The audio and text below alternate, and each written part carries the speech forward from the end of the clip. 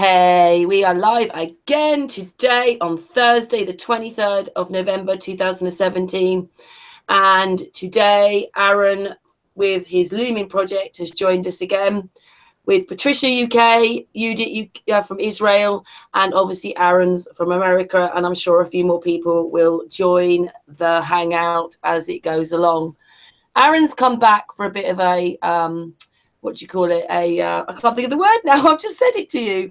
A catch up on kind of what he's been doing in the last week, and he's going to talk about some other stuff. So, Aaron, over to you. All right. Thank you, Karen. I'm presenting you. Yeah, there's a few things. There's a few things you want to clear up, isn't there? There's a few things you want to talk about. Definitely.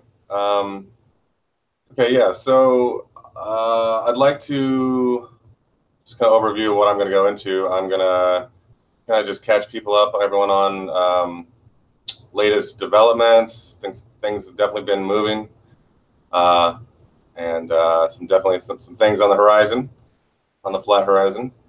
And then also I want to talk about some current events as well as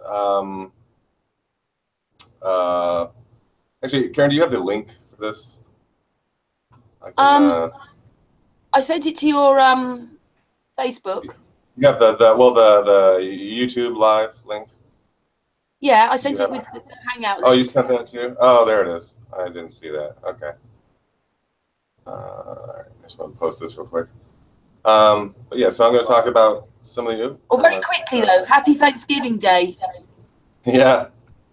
Oh yes, yeah, it doesn't mean the same anymore, does it? It does not. I mean, it hasn't meant that much to me for quite a while. But today, especially, I think a lot of people are kind of disenfranchised with the idea of Thanksgiving and maybe where did it come from and what's the real story here and why are we even cannibalizing all these turkeys for a holiday and spending all this money. Black Friday, I mean, that name right there, why they call it Black Friday, because the materialism is based on evil, it's based on this evil deception, this plan to make us all believe that the world is a material reality and that's all there is, and that's just not the truth. It's a spiritual reality. We're having a human experience, and here we are in this human experience sharing with each other, and doing so freely in a country, well, in a world that is quasi-free. But this is a big part of what I want to talk about today is just kind of what's happening with our freedoms, where we're at with that, and what we really need to do about it. There's a lot going on here. There's a lot of censorship that's been happening. They've been amping that up. That is obviously in its counterattack to all of the truth that has been bubbling up to the surface. They're trying to distract people. They're trying to get us to, plummet our noses into researching these other things, or start pointing fingers at different groups rather than even going within or just looking at the real problems, the sources of the problems. What are they really? Let's be honest with ourselves. That's not really happening. And I mean, it is happening. It's just that for the most part, people are, I don't know, they're waking up in different ways. This grand awakening is definitely happening. And, we need to be optimistic. At the same time, we need to be realistic that we can't just assume that Trump is draining the swamp and so all of our problems are solved, for example. We can't just assume that we are seeing, hold on, I'm plugging. All right, there we go. I like the fact that you put the spiritual part at the beginning, Aaron, that what we're having is a spiritual experience. Absolutely. Yeah, I mean, it really is. And that's what it all comes down to. That is the greatest deception. They want us to believe that we're just these material Lego people that are built on Lego blocks that have no creator, no consciousness, and things like rocks are just dead matter. They don't matter, you know. And of course, life. They have convinced us that a lot of life doesn't matter. I mean, this is what this is National Turkey Slaughter Day, basically. You know, we're aggrandizing the carnivorous, you know, just killing, taking of life, and this is our holiday, you know, and this is what we're celebrating, and that's not really what people think, is that's not what they're celebrating, but this is what everyone is doing, especially in the U.S. It's just this epitome of like ignorance in that way. I'm not trying to be harsh here, but like, you know, all life is sacred, and that is the truth that we come to through this spiritual realization. And we have to stop denying that. We have to really empower that truth, that realization. It's not about flat Earth. It's not about the shape of the Earth. It's not about even corrupt politics. It's not about you know, the Bible and the mark of the beast and Revelations coming true. It's not about any of that stuff. It's really about, like, all that stuff is about distracting us from what's really important. And we really need to just keep on bringing ourselves back to center, back to that focus that, you know, we have all the answers within us. It's all attainable from introspection, from meditation, from deep contemplation. We can come to see that we are the creators of this realm. We can remember this, and actually, this is something I want to talk about, is that these memories are coming back. I don't know how many people have been noticing this, but this is happening. This is a whole movement that's happened on a very subtle level, subtle plane, if you will. And we are being allowed again to remember who we are, where we came from. And this is inspiring even more of this awakening. So what's the memory? What's the memories that you've had then?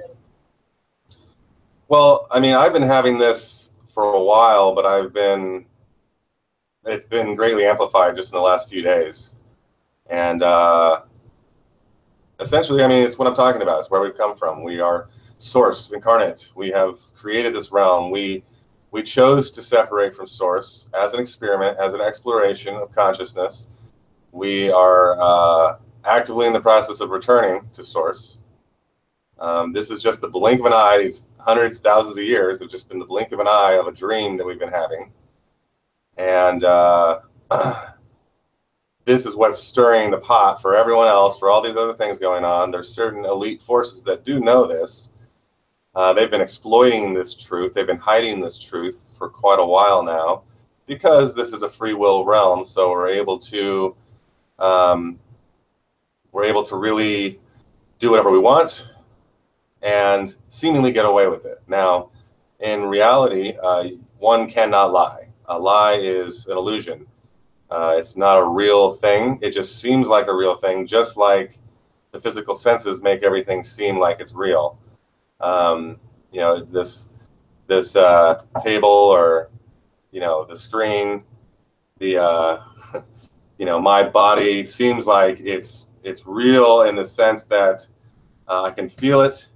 I cannot penetrate through it. So there's a separation there, and that separation is the illusion. And it's an illusion, not because it's not real. It's seemingly real, and so we can't just think, oh, reality. You know, what we perceive is not real, because it is real to us. But it's an illusion because it's not reality. It's not who we truly are.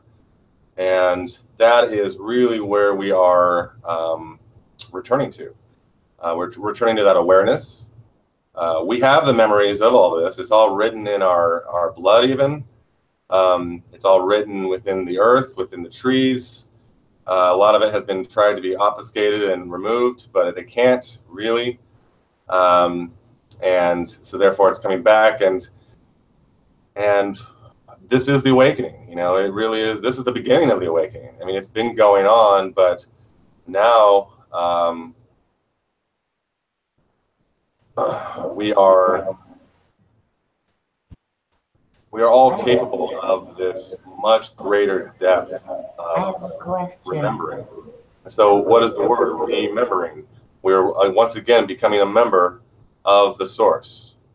And once we become a member of the source, we remember everything that's happened in between the time where we left and now.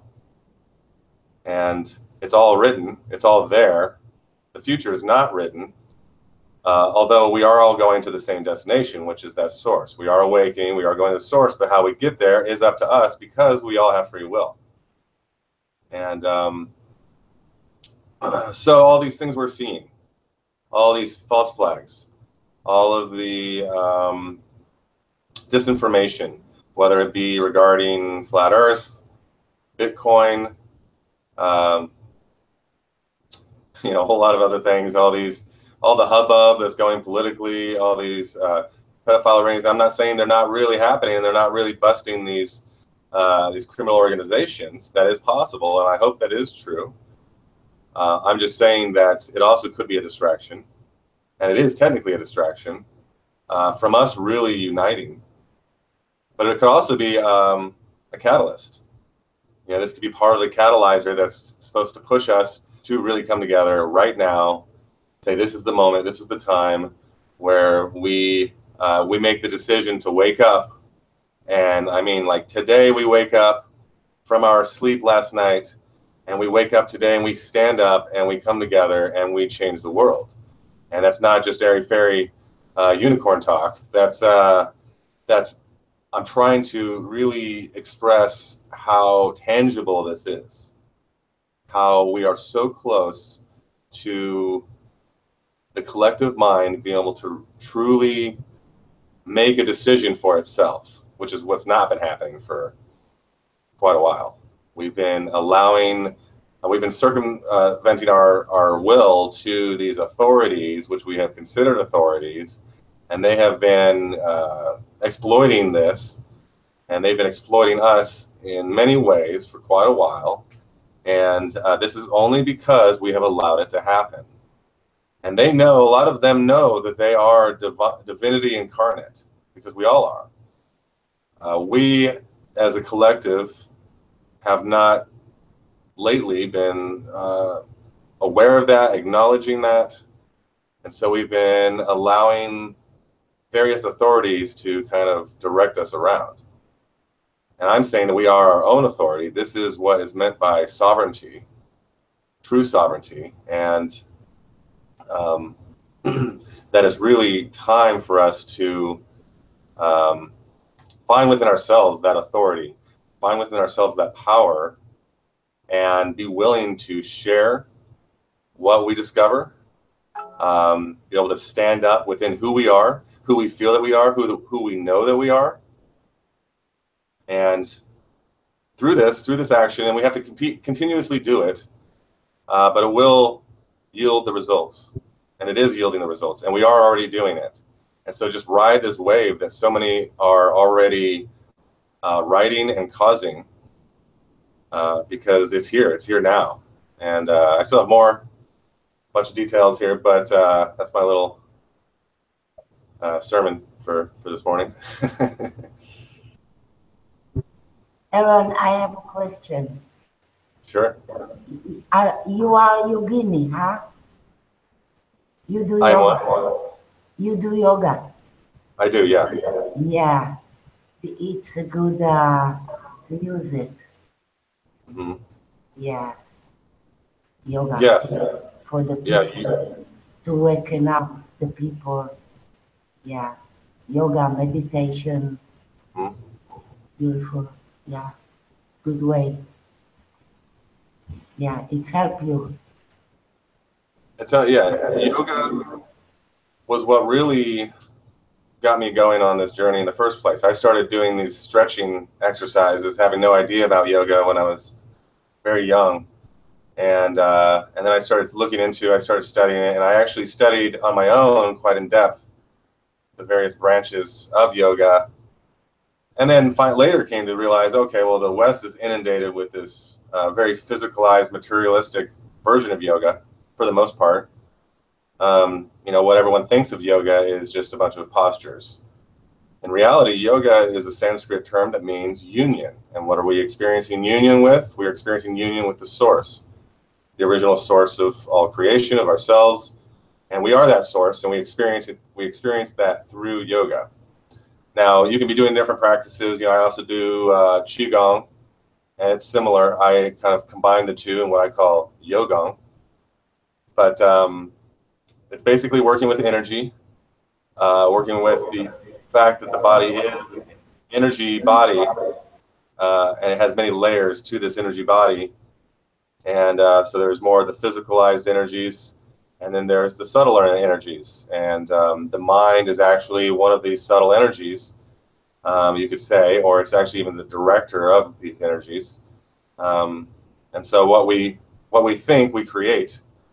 And this is actually part of the practice of yoga. There's the royal path, or the Patanjali or Raja yoga, is, you know, really the holistic practice of union, and it involves a number of steps or observances or limbs, they call them, that deal with the abstaining from toxic, you know, substance, putting into the self, toxic thoughts, purifying the self. And so, you know, it's a process. It's an ongoing process. You never quite perfect it until you're perfected, and then once you are, I don't know, I don't know what happens then, because I haven't quite made it to that point. But so I'm still in the process of purification and experiencing the unification on, you know, a very consistent basis. But it is, I mean, yoga, I would say, is the practice we all need to be doing. I know a lot of people have this stigma, I guess. I don't know. There's a lot of judgment about everything, but if you do have any stigma about the word yoga, you need to just look into the etymology of it and really look into it, and don't get distracted also by just hatha yoga or the pure physical yogas that are out there. Now, they're good still for us, and they're healthy, but it's kind of idolizing the physical vehicle alone, as compared to really the whole spectrum of the human, which deals with clairvoyance, clairaudience, all the being able to see with the third eye, be able to open up the crown chakra. The heart is the most important part of all this, and so really, you know, Dharma yoga or what is it, Bhakti yoga, is the practice of just unconditional love and compassion. Very good. I think a general practice for us all. I'll give a little technique here, actually. The tongue. The tongue is connected to the heart, literally. There's the tissues that go from the tongue to the heart. And so when we can learn to speak our truth, we can really let our tongue flap freely, because it's just expressing what is coming from the heart. Well, a very great meditation practice is to relax the tongue. You'll notice that when you think, or when you speak, you're using the tongue. It's moving around, and there's tension or attention moving that tongue. And when you think, you'll notice that especially when you think in your native language, the tongue is still kind of like moving around a little bit. It's because thoughts are using that same attention, that same sort of function of the mind or the brain. And then what we can do is we can relax our tongue. And by relaxing our tongue, we can relax our thinking thought brain, which then allows the mind, which I would say, let's say the heart, to come through. And really, this is deep meditation. We can just still the thoughts and sit in stillness for even a moment. We experience a greater depth of who we are, of what this reality is. And if we follow that deeper and deeper into the heart, we will come to know what this is. We will come to know what reality is and what my place in it is. And this is a natural phenomenon. It happens to everyone who follows this path. Self-realization, it's enlightenment, it's awakening. It has a lot of titles, but it doesn't matter. The title doesn't matter, and really don't try to label it. The labeling is, again, the thoughts trying to get in the way. And so, you know, we can say, oh, I practice yoga, but really, I practice union, and really, I just am. And that's it. You know, I don't have to call it anything. I can just practice it. And that's key to applying this to every single moment of our day, our waking life and our dream life, which is way more active than we realize. We just don't necessarily remember enough of our dreams to be able to apply the lessons or to be able to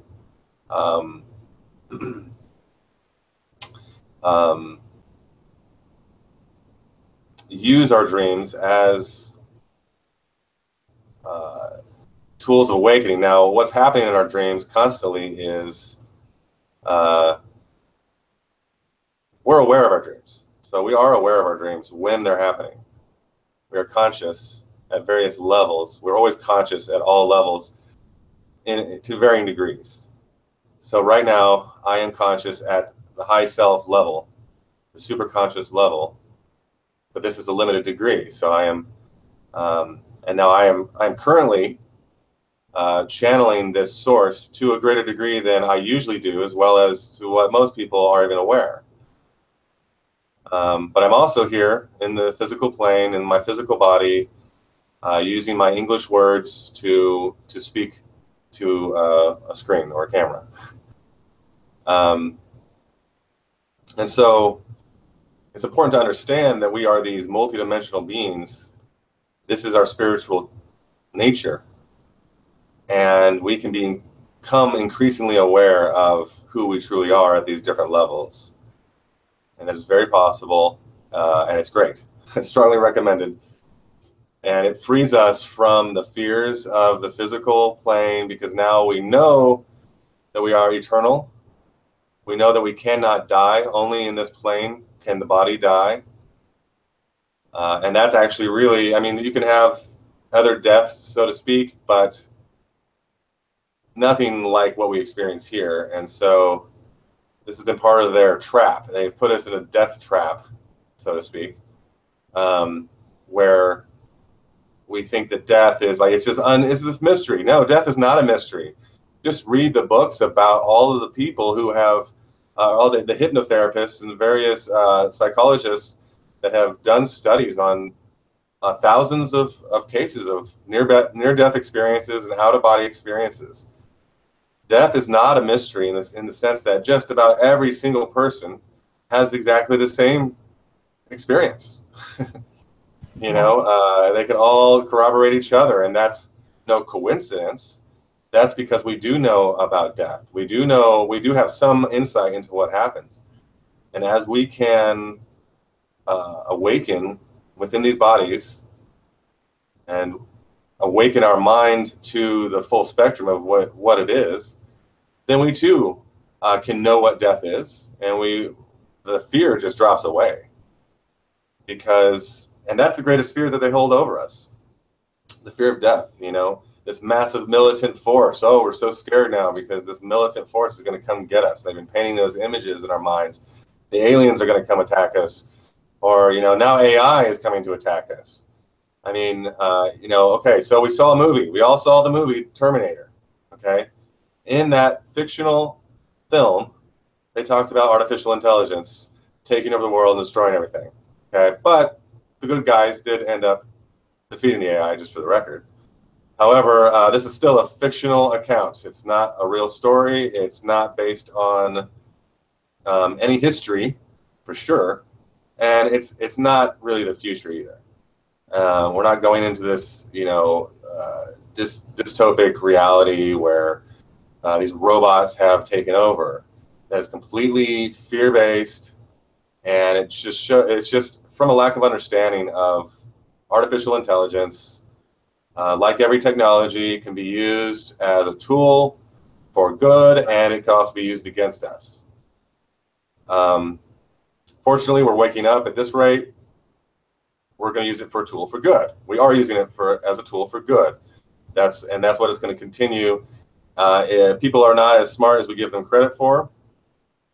We do not have AI that is sentient, that is self-aware, that is able to even really pass the Turing test, which is the test to be whether AI is legit or not, is can you have a conversation with a robot and not realize that it's a robot?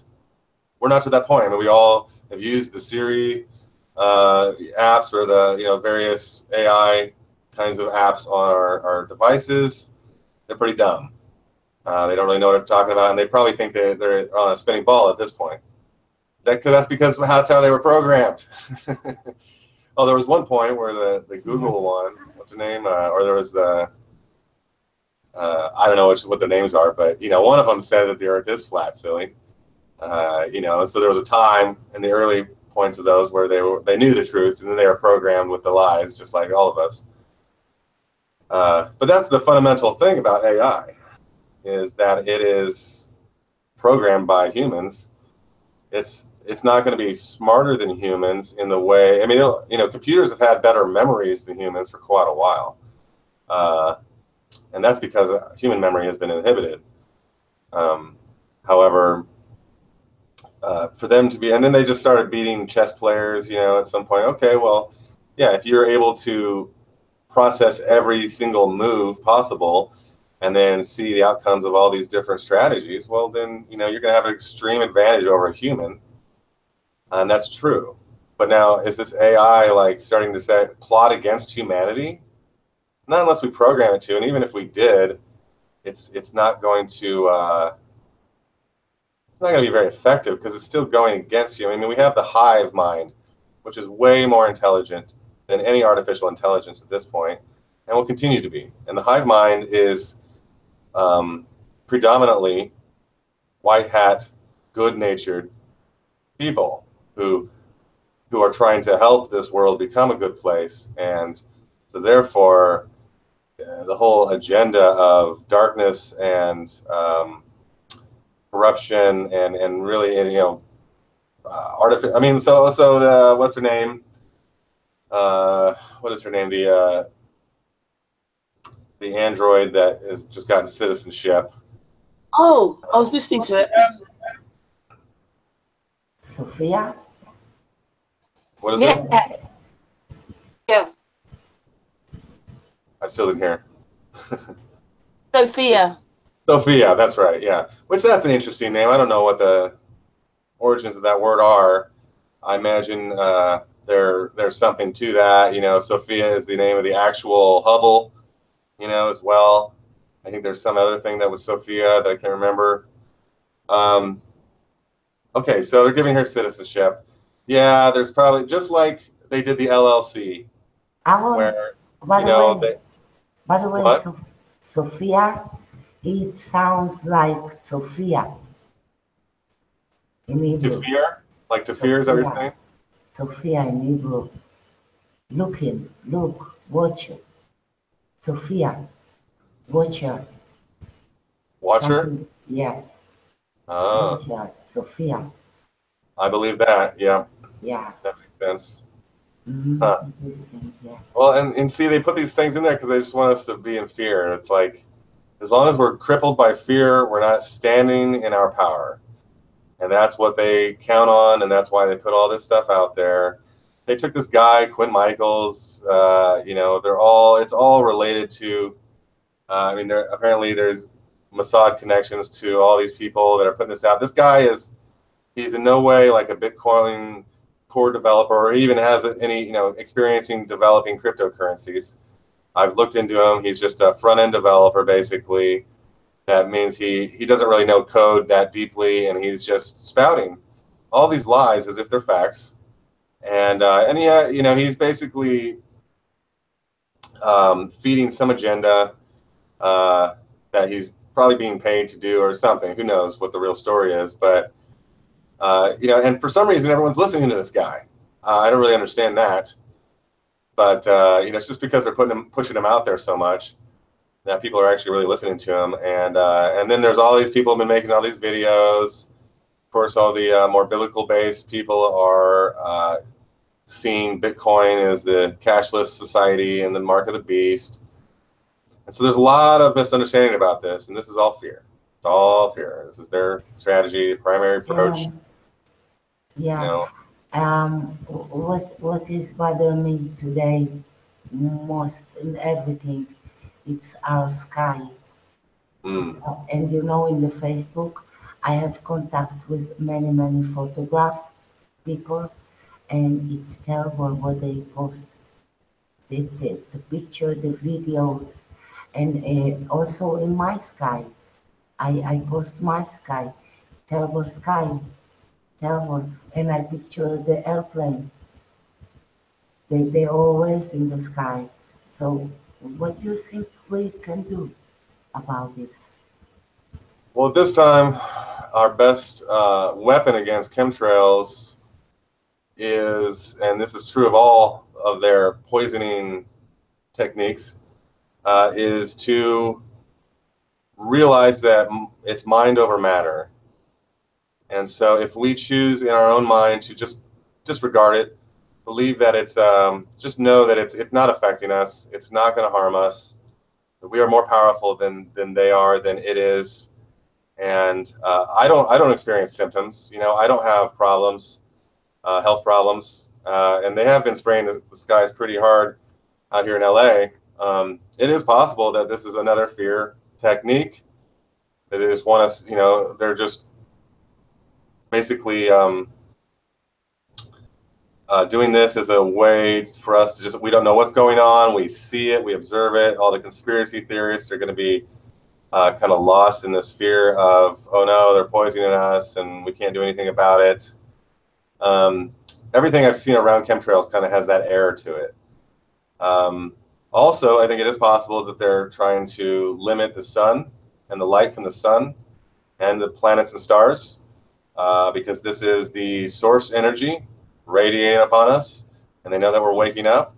And this has been one of their attempts to prevent us from waking up as much as they possibly could. Another theory is that maybe they're using it to help emulate the satellites, and so they need a certain trace elements up there to help the reflectivity of the firmament to emulate satellites and for communications purposes, where they're just bouncing the signal off of something. And if they didn't have aluminum particles in the sky, then a lot of that energy might get lost out into space or out into the whatever. But and these are a few theories that I've been working with. But the most important thing is just, you know, don't let it disempower us. You know, stand in your power. Everyone, stand in your power. There's no reason to be afraid. It's not realistic to say this, because when you watch up in the sky and you see airplane dirty the sky, go back one more 4, 5 airplane, it's make you think something. It's not make you think it's good. Well, of course, and that's what I'm suggesting is their whole agenda here. I mean, why would they make X's? Because they're doing hexes on us. They're casting spells, just like with their false flags. They're fake. They're hoax. They're staged. Why would they do that? Because they're actually performing magic, and they are, you know, manipulating our minds, because our minds are moldable, and they know that, and they know how to manipulate the minds. And fear is the strangling of the spirit within us. It really is. It's what prevents us from standing in our true power. I'm not fear, but I command answer. Excuse me, it's my sky. What are you doing? What are you doing? Yeah. Just explain to me. What are you doing there? I want to know. This is my sky. Yeah. And I totally agree with you. And I'm not saying just you know, let it happen. So simple, but treat this as invisible, and you don't see this. and it's going to disappear, I don't think it's good for us. I don't know. Yeah. Well, I want to I've know. actually dissolved I chemtrails. give you, Aaron, one more.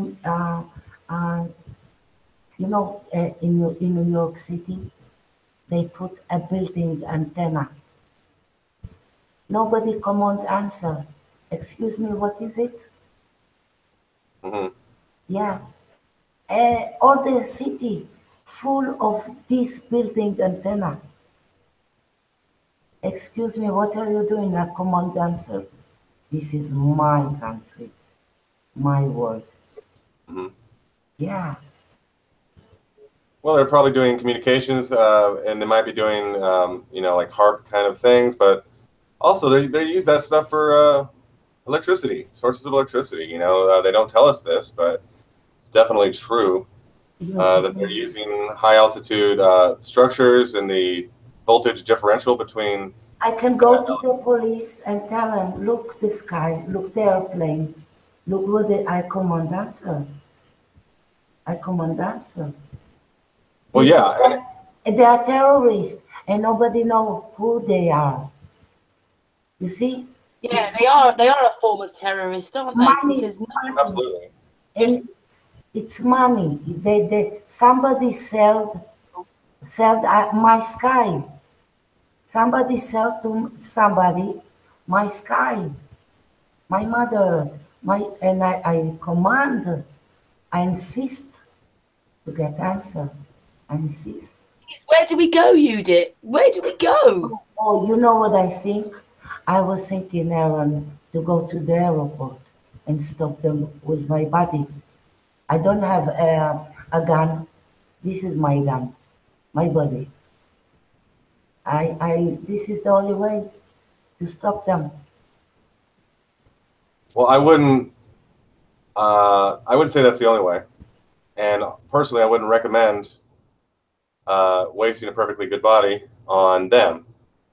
Um, you know, you are a divine incarnate being, so you can stand in that power, and as you stand in that power, others will notice, others will be inspired, and they will follow you, and those numbers will increase of those who are standing within their power, and it doesn't have to be a force against them in order to stop them or even get some answers.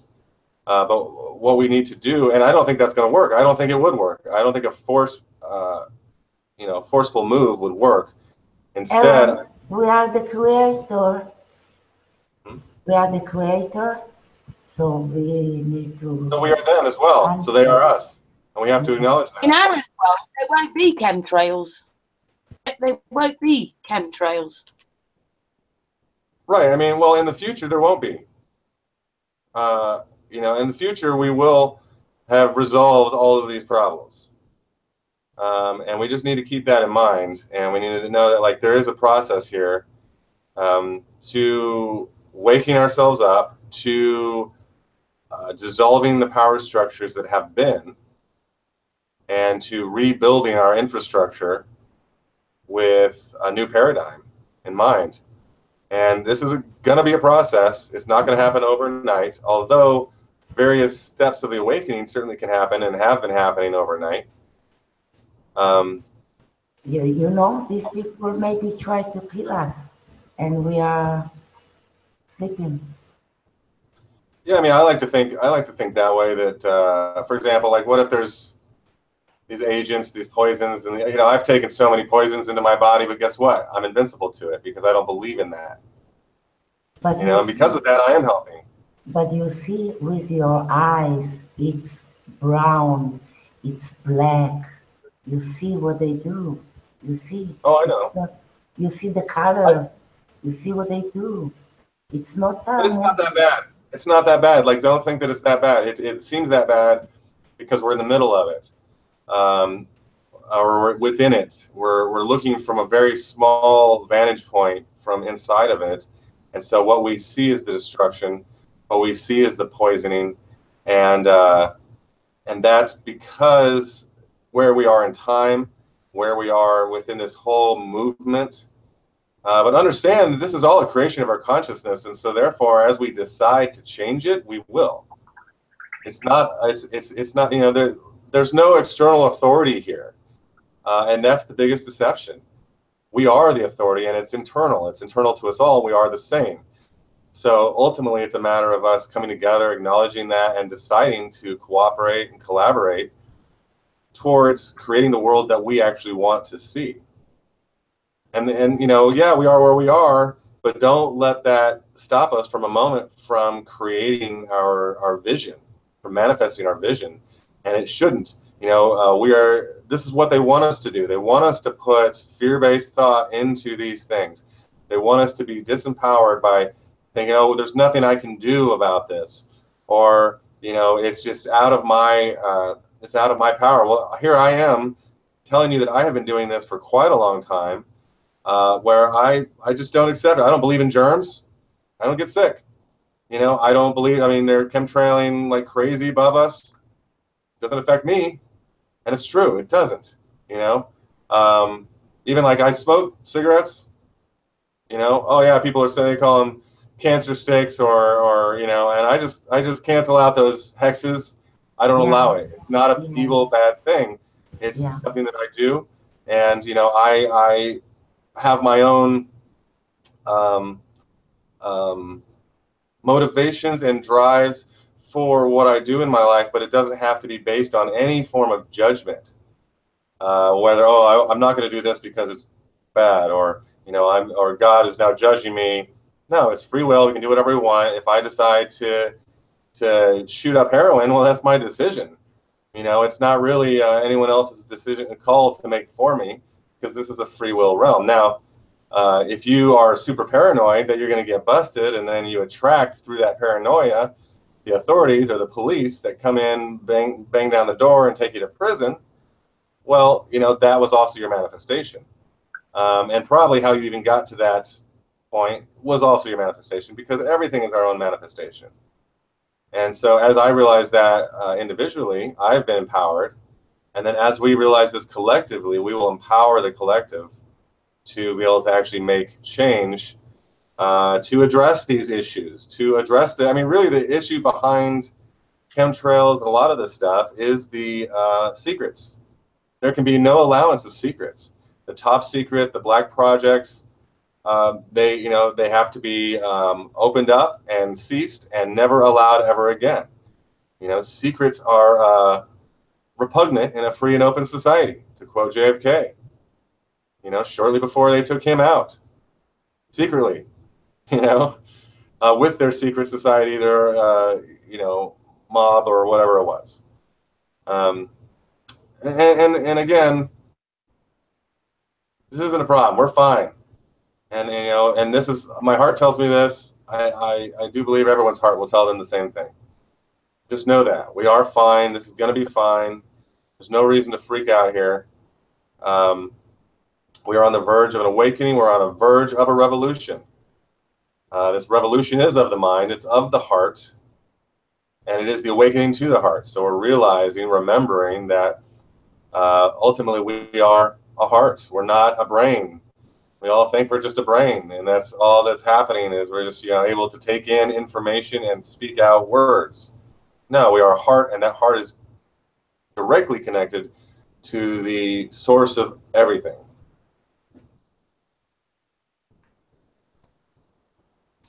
Wonderful, Aaron. Yeah, it's great that you've got so much passion for this, Aaron. If people don't understand, Aaron's not just thought about this project yesterday. It's something that he's been a flat earther for a long time, and he's thought about this for quite a few years. And now you're putting it into a process and making it real. Right. Yeah, I have. I've been working with myself as a project, you could say, time, and this is where a lot of this is coming from. This information. I mean, I'm learning a lot of this as you are. This is how it works for me, and it has been for a while. Is that I'm able to tune into source energy. I'm able to channel it. I'm able to interpret it. And so therefore here we are having a conversation now. Again, it's full spectrum. So I fluctuate. I move around to the different levels of consciousness. And sometimes I'm more simultaneously aware of the spectrum. And it's something that we all have, we all are, and it's not even hard. It's very easy. It requires the still mind. It requires the lessening of the constant thoughts going on, and the ability to experience a deep silence. And through that, more and more will emerge. And that's it. End of story. That's all you need to do. And it's easier now more than ever. These things are happening to us now. Like I said, the memories are being lifted, or the restrictions on the memories are being lifted.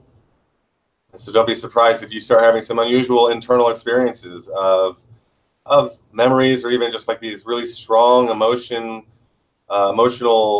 movements related to something someone says, and it just, oh wow, it gets you deep for some reason, or you're very saddened, or you're very joy-filled because you're remembering your past lives. You're remembering the history of up till now, and it's a joy-filled process. It's not all joy, I mean, but ultimately is joy, in the sense that that's the source, is joy, and we are returning to that, and that is where we came from. And guess what? We never left.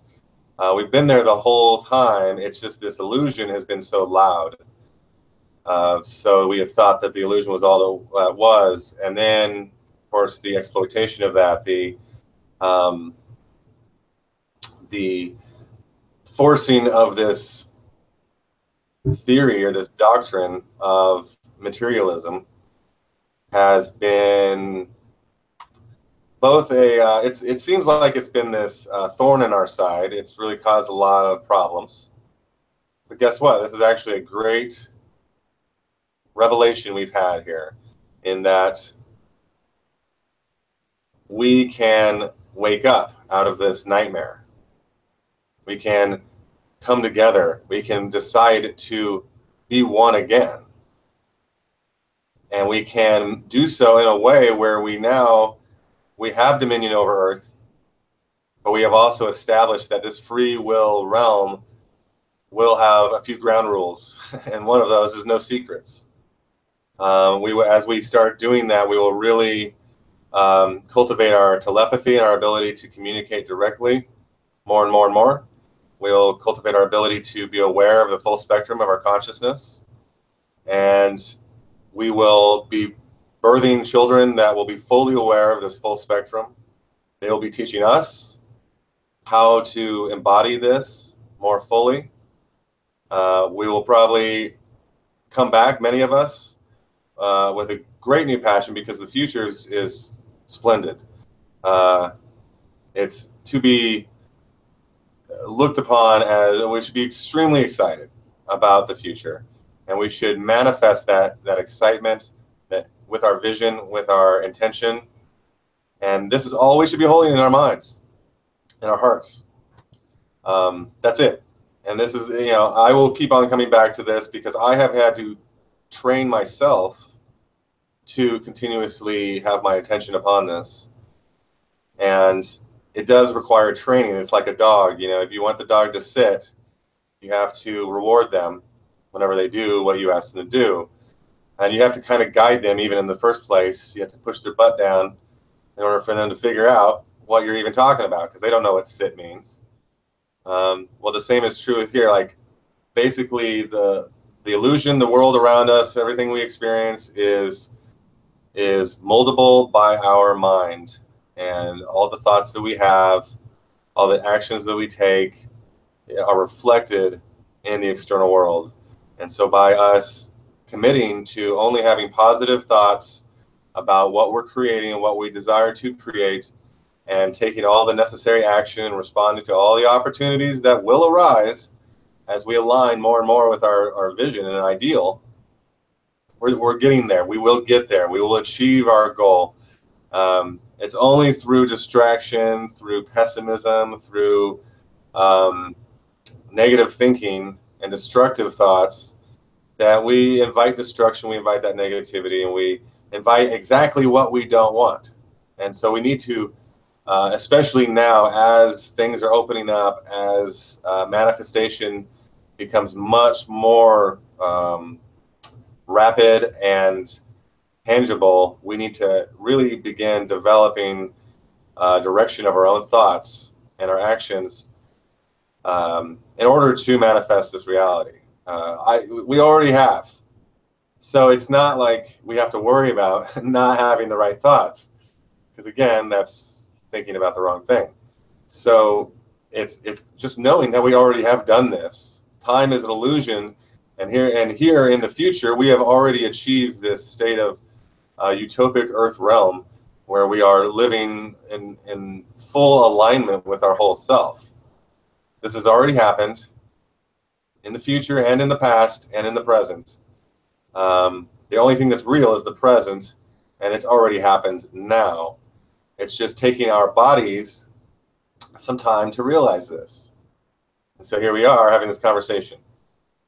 We are currently in various levels of skepticism about these ideas, pessimism, negativity, and that is what's keeping us here. That's what's keeping us locked in to be having this conversation, as opposed to the conversation where I'm guiding us through the one of the cities of light that we have all developed with our minds, that is living this true reality and is actively bringing these realizations and this paradigm to the entire world. And that conversation will happen. I can't wait for the Sun and Moon episode to take place in the first city of light. But until then, we are still in the process. We need to program our minds or train our minds to positively manifest the vision that we desire. You can't really hurry this, though, can you? Just to replace another process, you kind of can't hurry it, can you, either? Right. It's like in Tai Chi or Aikido, you have to yield to the force. You can't go force on force. You'll have explosion, and ultimately everything will just be left in pieces and shambles afterwards. So when we have the force, which is this, militant kind of Western mindset that's coming at us, we need to be willing to yield to it, and then we can use that force almost against them. But really, instead of using it against them, what we're doing is we're inviting them into this way of being. Because the truth is that these elite cabal forces, they're hating their lives. They have very, very poor lives. Even though they might be wealthy, they are wealthy. And they have certain family and loved ones. Having so many secrets is painful. And then being responsible for so much death or poverty is also painful. Whether you acknowledge it consciously or not, it is painful to the being. And their lives are very depressing, and you can see this in a lot of the faces of David Rockefeller and Soros and the popes, and just there's so much disturbing.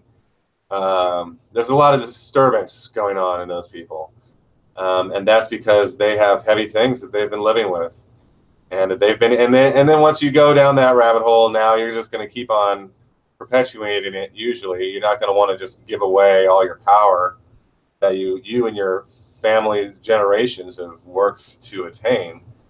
And so they're in a form of hell. So let's release them from their hell by opening this back up. Now they don't have to hold all these lies within them. Now they don't have to do all this work to have power over everyone else, because it's actually it's freeing, it's liberating. When you if you were to lose all your possessions, all at once, it's going to be hard. It's going to be hard at first.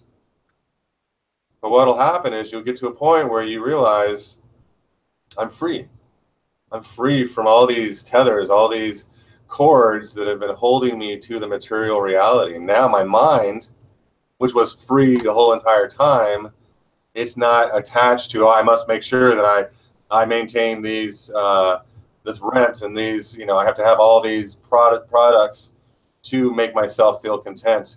I have to be able to spend money on all these various things in order for me to have what would I consider a happy life. People, when they lose all their possessions, or they give away all their possessions, then they decide to go more monk mode and nomadic, and it is liberating, and everyone looks at a lot of these homeless people. Now, of course, most of them are having a hard time, but there are some voluntary homeless people that are elated by the fact that they're homeless, and they discovered the freedom that is possible from being a nomadic human being. And it's interesting to look at it that way, because we see that it really is relative to your perspective. And if you choose to have there's well, I don't know if this is a good analogy, but like the concentration camp, or even just the idea that you could be in a concentration camp and be happy, be content with your life, which was that movie, right? I forget what it was called, whatever it was called. But that's a reality, and in these situations, there probably have been people that, it's like you can choose to be depressed, but you can also choose to be happy, and I choose the latter because more enjoyable. And it's not that easy, but it is kind of that easy. Over time, it is that easy. Well, it's a better stance than if you came out all depressed and going and tried to get us to talk to us about this project. So I'm glad that you are, Aaron. But obviously we know you a little bit, don't we? Because obviously Facebook group, and I've just been talking to you over this last year, haven't I? And obviously this Lumen project has come together a bit more, where you wanted to go out and talk about it in the world. Mm-hmm. I mean, there aren't many projects like yours, are there, Aaron? There's probably only you with a project for the future. No, I mean, there's others working on things like Michael Tellinger. He's a big fan of mine. Oh, yeah. He's been doing. Yeah, okay. I'm a big fan of his. He doesn't know me existing yet, but Yeah. but yeah, he's done he's doing the One Small Town project right now, which is an interesting concept of taking a town and kind of making it a self-sustainable unit where it's actually, I think like the members of the community would only have to work for a few hours a week, and then they would collectively be able to produce all their own food, energy, and even surplus, where they'd be able to sell food and energy out to the world, and have a profit coming into the town to be able to use for other purposes. And it's a great idea. Really into that. And then I don't know. There's not a whole lot else. Some people compare it to the Venus Project.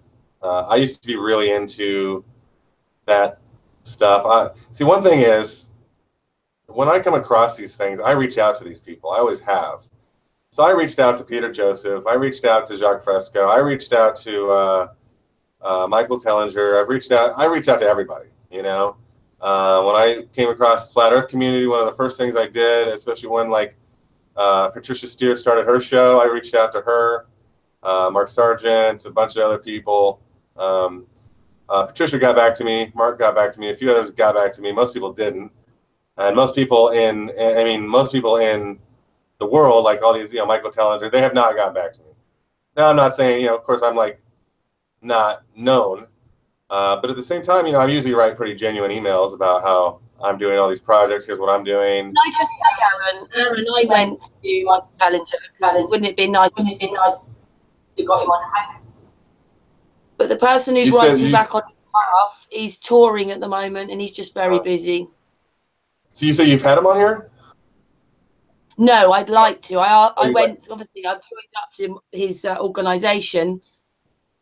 They're emailing me, but I wrote to that address. I asked if he would come on a hangout, or whoever it is, wrote back and just said he's touring at the moment and he's just very busy and he's not doing any hangouts. Yeah, and he came out with the flat earth thing. I didn't hear all the details, but you know, I saw the one where he came out, started looking into it, but then I guess he got a lot of flack, and so it's kind of reserved, gone back in the shell a little bit on flat earth, which is understandable. That's happening a lot with these higher profile people. But he's a big inspiration to me. There's probably a few others. I'd have to think about it, but not a whole lot. You're right, and definitely people aren't really doing it at this scale, I guess, or in this way. Where my main thing is collaboration. You know, I see the biggest problem with most of the cryptocurrencies, and as well as just fiat money and the central banks, is their centralized nature. And one of the biggest selling points of Bitcoin is its decentralized nature. However, Bitcoin still has a few problems, which is why I'm really trying to put something together that solves those problems, but is also a decentralized entity. Also, though, this is more than just cryptocurrency. You know, I'm trying to build a whole organization around the decentralization of everything, creating an organization that represents the people truly of the entire world, doesn't even see national borders. They're not real, and you know, it won't acknowledge them. It won't acknowledge the taxes. You know, I mean, you don't have to with crypto if you do it right, and especially with the local exchange trade system. It's another way for us to really just say, hey, you know, all we need is a medium of exchange. We don't need any middleman with that medium of exchange, so let's just do that. You know, we want to store a value, but we don't need someone charging us interest on that. You know, these kinds of things are very doable, and I'm actually surprised that more people haven't come out and started talking about like along these lines. People might be afraid to, you know.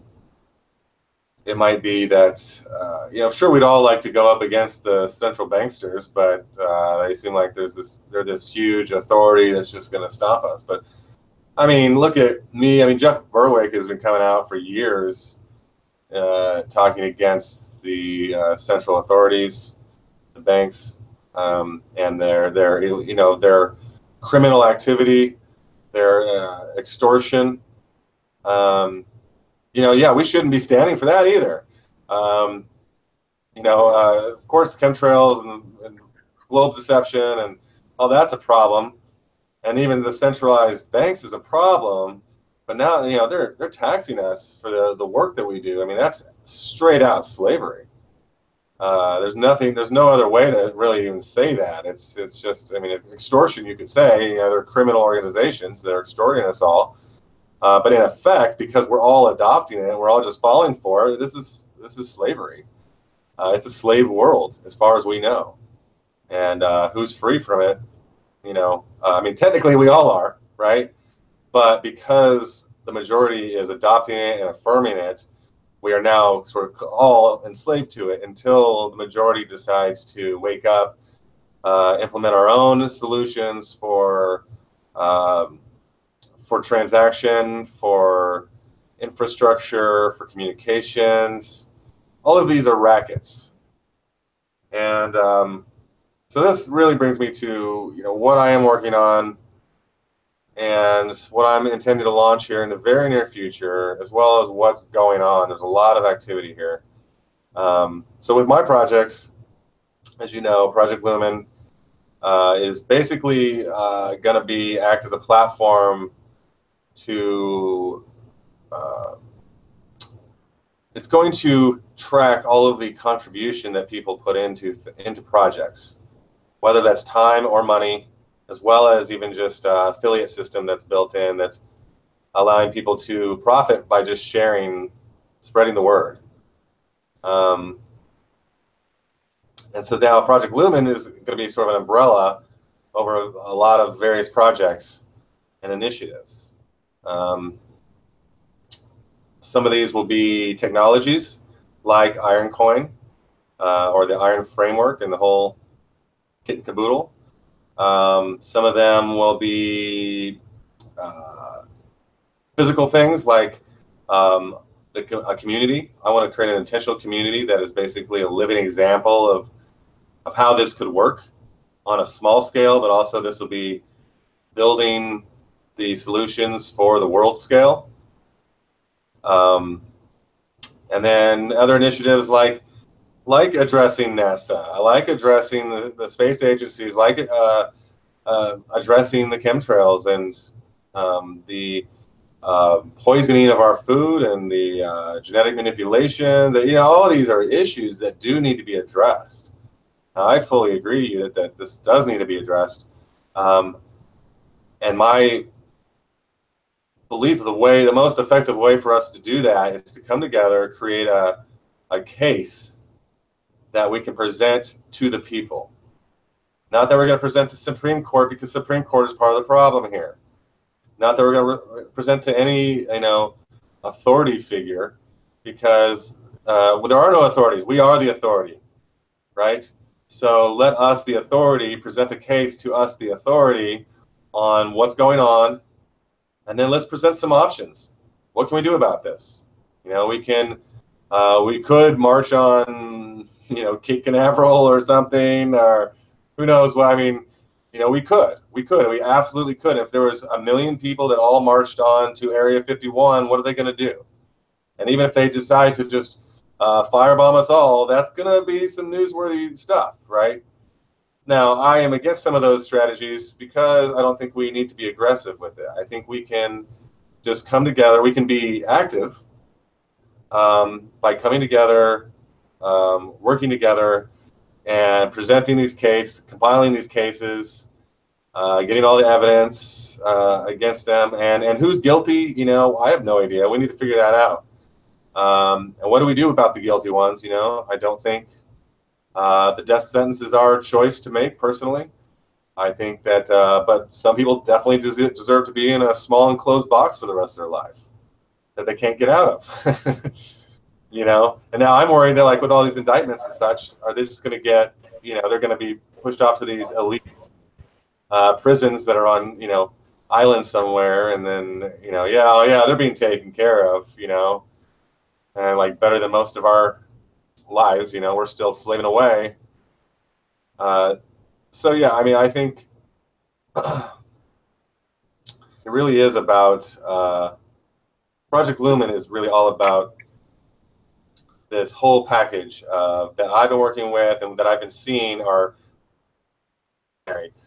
projects that we need to come together and all start collaborating, working together to bring some clarity and some organization to these topics and be able to mobilize on them. Iron Revolution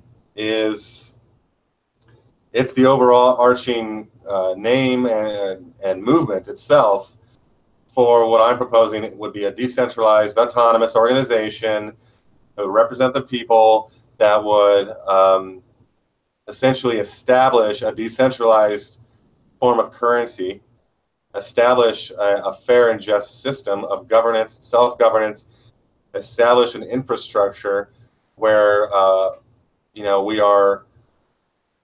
we're still getting all the food and water that we need, and people who aren't getting good food and water need to get that too. And so Iron Revolution is part of that, of sort of equalizing the playing field. There's no need to have homeless people or people without shelter or food or clean water. There's no need whatsoever. And to me, in my heart, this is a great injustice until this is solved. And, you know, I will work perpetually until this is solved, because this is the suffering that's going on. There's a lot of suffering going on continuously, perpetually, due to these wrong ways of thinking, that money is a non-renewable resource or a finite resource. That is in no way a reality. And in fact, the Federal Reserve has taken it upon themselves to print as much petrodollar as they want, therefore deflating the value of the dollar. Very irresponsible. They're highly criminal. They need to be stopped, but really the way to stop them is to do what we're already doing, which is implement an alternative, which for right now, this very moment, is Bitcoin. And then I'm expecting that what I'm doing is going to be the next alternative, the next best alternative, because what I'm incorporating into this is not just a wallet for currency. This is going to be a whole social operating system. It'll be an operating system for our entire society, where we will be able to manage all of our logistics. Think about it, like Walmart got its advantage because it built its own logistics in-house, didn't pay people out, so it was able to pay slave wages for truck driving and whatnot. Amazon, similar thing. Now they're doing all the robotic fulfillment, and they're able to put their gargantuan supplies of money into these kinds of technologies and these concepts to get a sort of competitive advantage on the rest of the world. Well, the world moves based on infrastructure. Now, of course, the world doesn't move, but I mean the the actual society functions based on infrastructure, based on logistics, based on the ability to get things from here to there. And this is underground. It's a whole massive industry that not a whole lot of people know about. You just see the semi-rigs on the highway, and that's about all your interaction with it. But it's massive. There's a ton of money in it because there's a lot of brokers who are just kind of exploiting, being the middlemans. So there's a lot of exploitation in it as well. I actually worked in logistics and supply chain for about 5 or 6 years. So I know a lot about it. I understand that it's vital to our livelihood, but it's also very exploitive, very corrupt.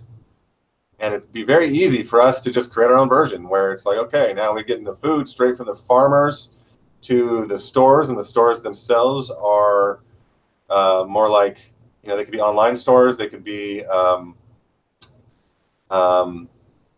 independent grocery stores that we start putting together that's going to ensure that the food we're able to get is all, poison free, and we're also not feeding any of these corrupt organizations. And that's really what companies like Whole Foods should have done, and that should be, if they want to call themselves green, then that should be their activity. But really, they're not standing up for what's right, and they've just buckled to the bottom line and their lust and greed for profit. And so because of that, now we just had Whole Foods sold out to Amazon. And so now, of course, that's just going to become that much more corrupt, and there's going to be that much more poison on the shelf. And even things that we thought, like, what was it? Tom's was bought out by Clorox. They still use the same logo, but I guarantee you there's twice the poison, in the actual thing. And who knows whether what they put on those FDA labels are accurate, because we all know that the FDA is corrupt, probably in on us. So that needs to be a whole movement. And so all these things are movements underneath the umbrella of Projectlumen. But also, Iron Revolution is sort of like this entity for the people, by the people, that will be the representative. And it'll be the one sticking its neck out. And right now, my neck, but I'm okay with it. I'll lead this thing. I'll stick my neck out as much as I need to, and I'll set it up enough so that even if my neck got cut off, someone else's neck would come in right after me. It's already there. There's already people, that are ready to do that, and so, there's no stopping this movement. I'm just trying to accelerate it. That's my thing. I'm sort of like a wild card in that, they can't expect someone to come along and already be awake. They didn't expect that. And so, in that way, I'm sort of a wild card in that I'm bringing all these things right here, right now, that are like plausible right here, right now. We can actually implement these technologies immediately. Now, of course, it will still take time to overall implement. But so that brings me to some of my updates and news here. So I did meet with production studio last week. Very interested in doing a reality show on Flat Earth, and even more so, like a broader vision than just Flat Earth. Love it. Yeah. Yeah, well done, Aaron. You'll And be this is there. You'll be there. say one more Karen, time. Karen, she'll be there in the radio. Oh yeah. I mean, this is going to be a world thing. I'm going to bring in a lot of people, from all over. Everyone who's been part of this will be a part of this. And how it's all done is being figured out. And I'll tell you right now, just so everyone knows, that I have no intention of like selling out myself or the Flat Earth or any of these projects that I'm doing ever. And so in that way, I'm negotiating hardball with this studio. If they can't meet my terms, then I'll find another studio that will, because as far as I see it, we have the story of the century, and we're living it. So my intention is to launch Projectlumen as well as this Iron Revolution in a beta state this weekend on the 26th, which is Sunday. And we will end. So the rocket launch, there's a rocket launch, in case people haven't heard. It was on, Popular Science, and just everything. It was all over the place yesterday, the last couple of days. So this rocket launch is happening on Saturday, and we'll see what happens there. But it's been getting a lot of news. So for Flat Earth, it's been getting a lot of news, which was the whole agenda of IPS and the group that raised the money to be able to get the Research Flat Earth decal on the side of that rocket, which is what made it front and center into all of these publications yesterday. So hurrah, thank you IPS for pulling that off, and gang, everyone part of that family. And whether it happens, I know. You see that one about the man who wants to strap himself to a rocket? That came on the Facebook group today, so he can prove the world. Yeah, no, it's made so much. I've heard from a number of people who are not Flat Earth, and they're like, they know I am, and so they're like, hey, I just heard this, I saw this on the news or whatever. So it's definitely making mainstream, which is great. And then Sunday we're having a meetup here in LA, and we're going to be working with Infinite Plane Society and group to help basically get the pilot episode of the reality show known as Finding the Edge out and on air, so that basically we're starting this whole crowd-funded, crowd-produced, crowd-starred reality show, and it's really exciting. And that actually is going to be kind of featured I'm using this along with some other things to help move the bigger reality show along. I see the bigger deal will be that they're gonna fund us to go on expeditions to the north, to the south. They're going to. I'm expecting that we'll be able to get the funding to create the intentional community, the first city of light. And I'm expecting to be able to do this very quickly. And because I'm expecting to be able to do it very quickly, so it shall be done very quickly. Maybe not as quick as I hope to, and that's usually how things go, to be honest with myself. But I do have quite an understanding of manifestation. I've been experiencing tremendous synchronicities as these things have been unfolding, or really it's just a matter of me continuing to plant the seeds and push things along, and it's just kind of happening naturally. And so, yeah, this is my agenda. There's a lot more going on as far as, we're plotting for a conference in LA, and that's looking good. The exact date isn't quite known yet, but probably maybe in first quarter of 2018, let's just say. And we hope to be making that a big deal, and hope to be flying out. I'll be able to really fly out and even pay the people, the main talkers, and then we'll probably do a nice awards show and a few other things, you know, because this could be the culmination of some documentaries. It could be, who knows what will happen in the next few months, you know. So this could be really, like that time could really even be a recap of all that's happened, because I think there's a lot about to happen in the next few months. So yeah, I mean, let's see. I did write some things down. I think I've covered most of it, though. You know, and part of Projectlumen too is that it's going to be a platform. It's going to be a social platform for us to be censorship free. It's going to be decentralized ultimately, and it will allow us to have all the chat and even do these live streams. Have cloud file storage. I'm just pulling out all the stops. I'm building a full application platform that will be able to replace things like Facebook and Google and you know, Amazon, all these guys, because they're all corrupt. They're all stealing from us. They're all taking our private information, giving it out to the highest bidders or just anyone who will pay against our permission. They're all tracking us. You know, we need to go all the way down to the metal here, where we're creating our own smartphones and then we're putting our own operating systems on those smartphones. We need to be creating our own computers and putting our own operating systems on those computers. We need to be creating our own intentional communities, even if it's just our own home.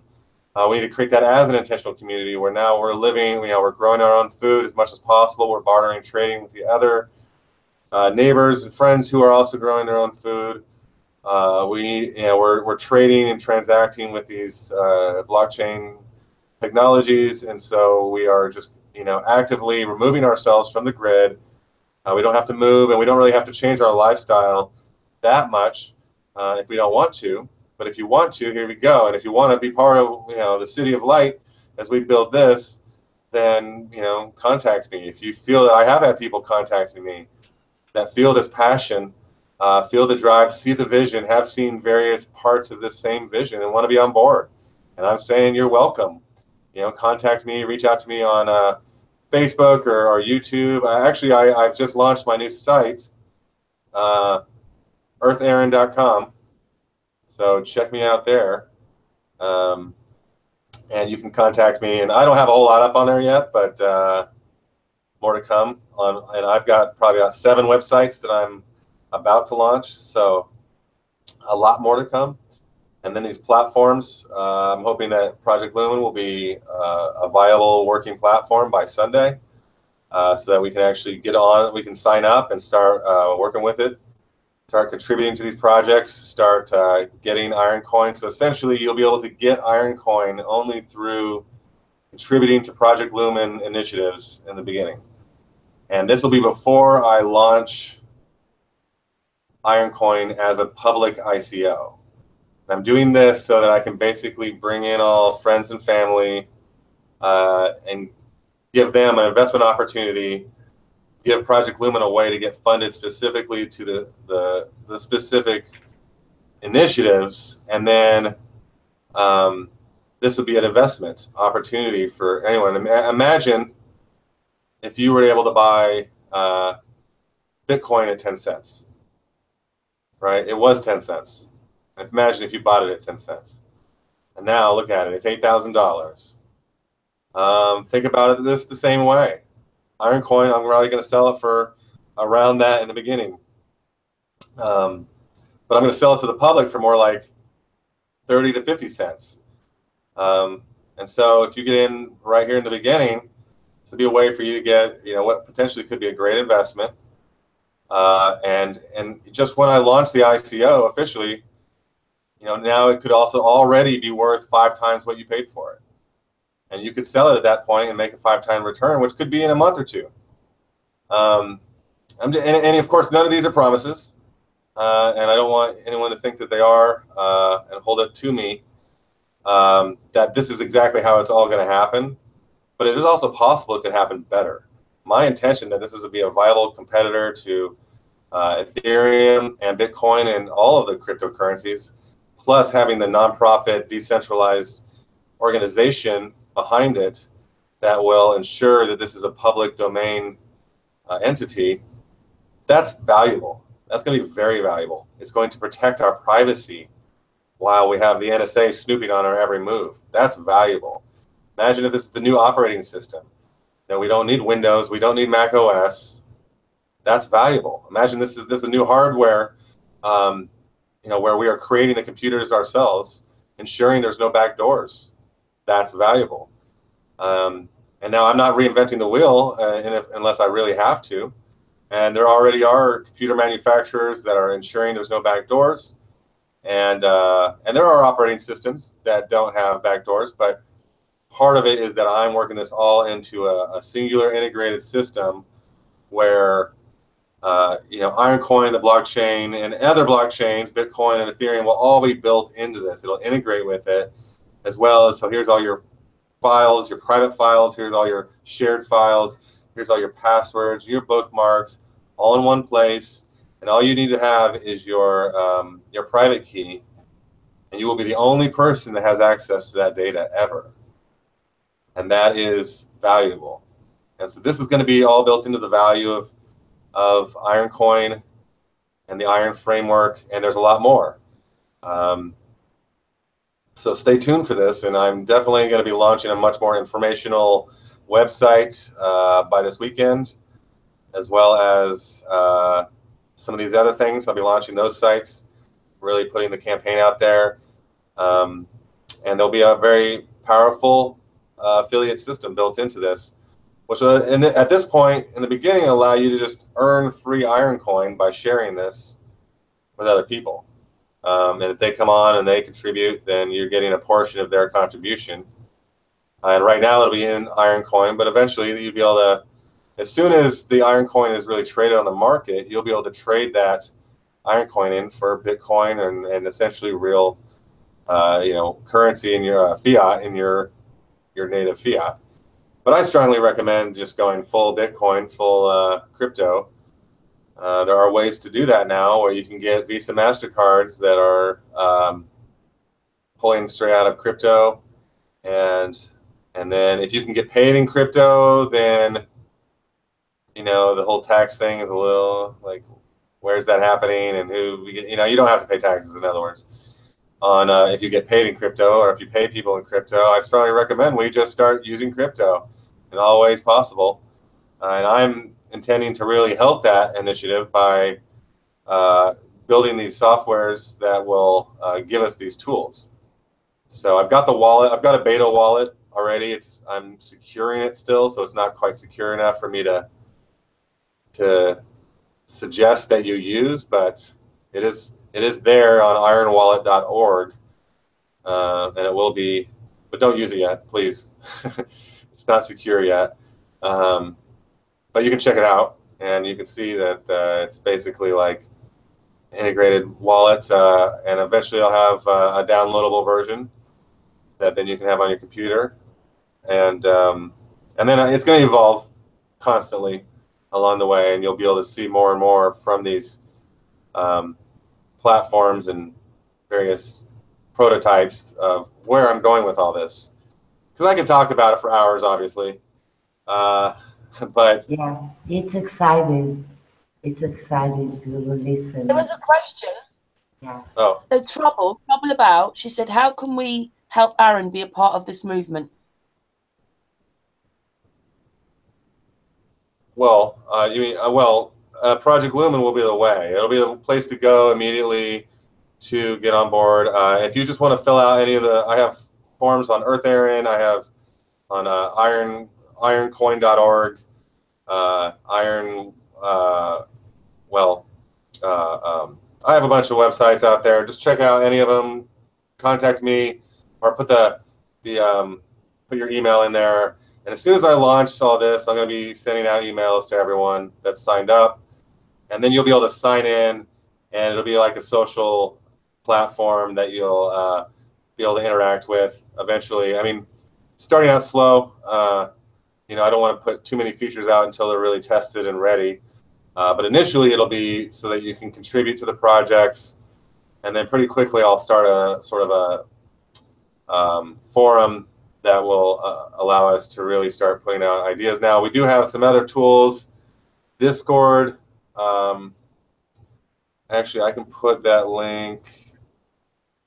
How do I do this? So Discord, if you don't know, is a chat system. It's very good overall. It's really good for right now. We can use it to, it's mostly decentralized, it seems. So we can use it right now to have private conversations, even voice and video and screen share. And so we've been having some conversations over there, and I really want to start the conversation over there. I will, you know what I'll do is I'll just put that on the website once I launch it, and I'll put that in the email and everything. So this will be how people can get involved. I know people want to get involved, and I love that very much. Thank you for everyone. Basically, join the Lumen Project, which is his name, Aaron. Well, projectlumen.org or .com will get you there. And again, there's like a form on there you can fill out, sign up right now. Stay tuned. It will be much better soon and much more info. That's the thing, is I've been working on all this code and software, and so I'm trying to like flip back and forth between that and writing content, putting these visual front-end websites together, as well as I'm working on some videos, and I'm working on my YouTube presence, which is pretty small at the moment. But I've got a few videos I'm going to be launching. Actually, I'm going to watch one today. These are a few videos that I've done in the past that just I haven't put on my YouTube channel. I'm not sure how long they're going to last on my YouTube channel, because a lot of them are, you know, they're not mine. They're from other companies. So I might get copyright strikes. But I'll just pop them on there, see what happens. I'll name them differently, I guess. I don't know. Don't they? Yeah. I think they're really hammering down on Flat Earth. Yeah. Yeah, but I'll put them out there so people can download them, and I will put the videos themselves on my websites, or a couple of my websites, so that way, like, you know, because that's one of our solutions here is to just host the videos yourself. I know it takes the technical understanding of how to do that, but it's and I also intend on starting to make a whole series of videos on various topics. One of which is show people how to build websites and how to, you know, get them out. But again, I'm doing so much right now that it's been hard to even have a YouTube channel. So yeah, I'd like to have all this library of information on DVD. Yeah, and present this to the people. He has been on and showed us inside the project, and it's layer upon layer, isn't it? I mean, I could show right now. I don't know. Do you want to share a little bit? You want to show a little bit? I can show a little bit. Yeah. Give me 1 second here. Let's see. Because you're talking about it, but people like to see things, don't they? So, your project. Yes, people are very visual, myself included. All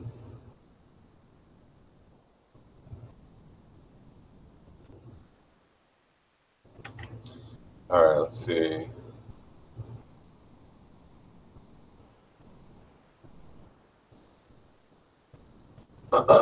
Maybe yoga stuff.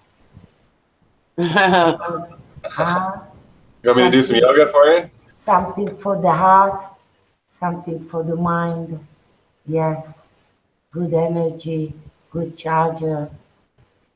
Yeah. All right, so let's all take a deep breath. Good. So here's a random quote generator that I have. And this quote I just got randomly right now says, "To accomplish great things, we must not only act, but also dream. Not only plan, but also believe." Very nice. Okay, so let me just take you on a little tour of a few of these websites.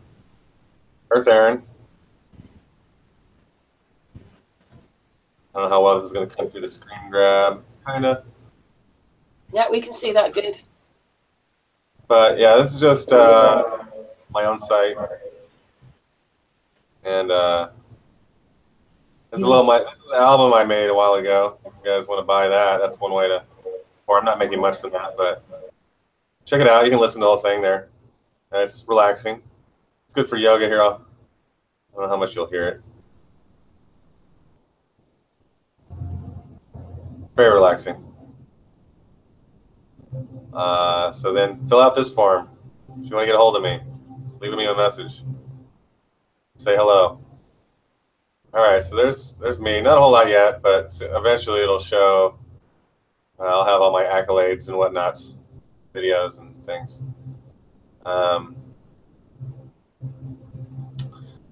Then, oh, look at this global consciousness.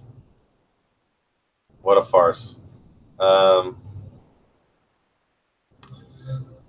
then there's the up and coming Iron Coin site, which there's that Thomas Jefferson quote. It says, "The issuing power of currency shall be taken from the banks and restored to the people to whom it properly belongs." You guys hearing the relaxing waterfall? Nice. Yeah, we can just about hear the music. You can just go there and listen to it for yourself. It's probably much better in your own high fidelity. But One Drop's Journey, check that out. And then here's a little countdown to Sunday. I'll probably launch this tonight. There's a little roadmap. Are you going to the launch then, Aaron? The rocket launch? No. Probably not. No, I'll be working on all this. But I'm connect with IPS. He's going to be out there. He's going to be getting some of it on film, and then we're going to get some of that into the into this pilot episode of Finding the Edge. So hopefully he doesn't die. That's my biggest concern. I think he'll be all right, though. I think he knows what he's doing. But I don't know that much about him or like what his whole thing is, so he could also just be, who knows? Who knows? I'm not going to conjecture more than I already have. Where's this rocket going from, roughly, or don't you know? What's it called? Amboy or something like that in California. It's about 5 hours from here.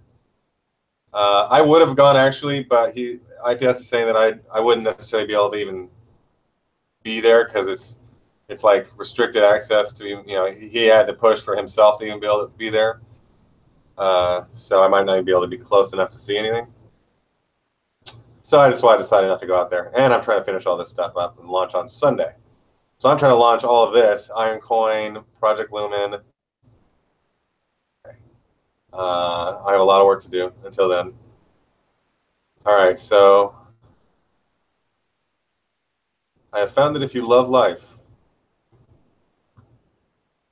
nice.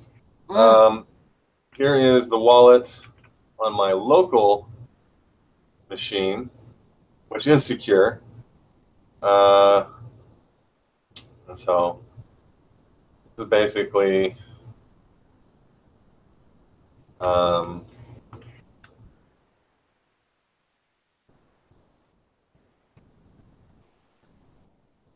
long password.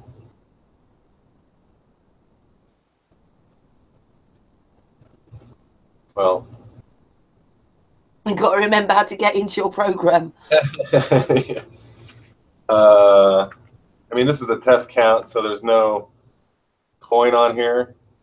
If you had coin, you would see coin, and you would see here flat earth coin or iron coin or whatever coin.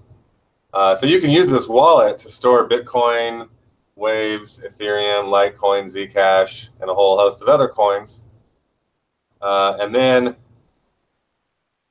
as well as Iron Coin, of course, and Flat Earth Coin. And then you could also like create a new account. And so this gives you a wallet seed. Let me just show you how this works. This is interesting.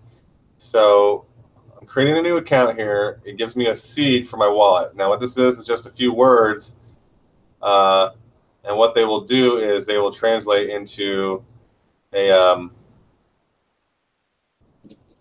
private seed, or they and so you would just fill this out. You would create a password, and then you just you don't really need this. But if you were going to import, if I went over here to import, I could import my wallet seed.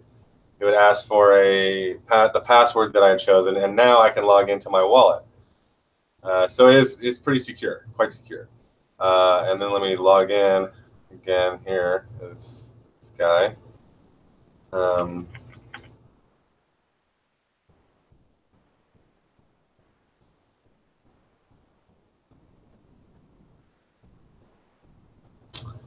And then you would come over here to backup. And so you can see now this is the test account. So now I'm showing everyone my private information that you should not show to anyone, which is why I'm using the test account. But here's the seed phrase. Here it is encoded. Here's the private key. So basically, this is all like the private key is what gives you access. The public key is more related to your address. You don't have to understand all this, but just understand that you have a private key and a public key. And you do not want to share your private key or this with anybody. This is what gives you access to your wallet. As long as you're the only one that knows this, then you're the only one who would have access to your wallet. And you could actually memorize these words along with your password, and now you can travel. You could have $1 million worth of Bitcoin in this wallet here, and you would be able to travel. Like no one would be able to even know that you have this because you have it all in your head. It's memorized, and then you could retrieve it from anywhere, from any computer with an internet connection. You'd be able to go to Iron Wallet and pull that money out or do whatever. So here you can see I have the test account there as well because I'm testing it, but I'm not using real through this because it is not secure. So do not use this yet. But hopefully Sunday we'll have it all secured and ready to go. Right, so you're still working on it a little bit then? Yeah. You'll probably be working on it forever, won't you? I have been already. A few forevers. I've already been working on this.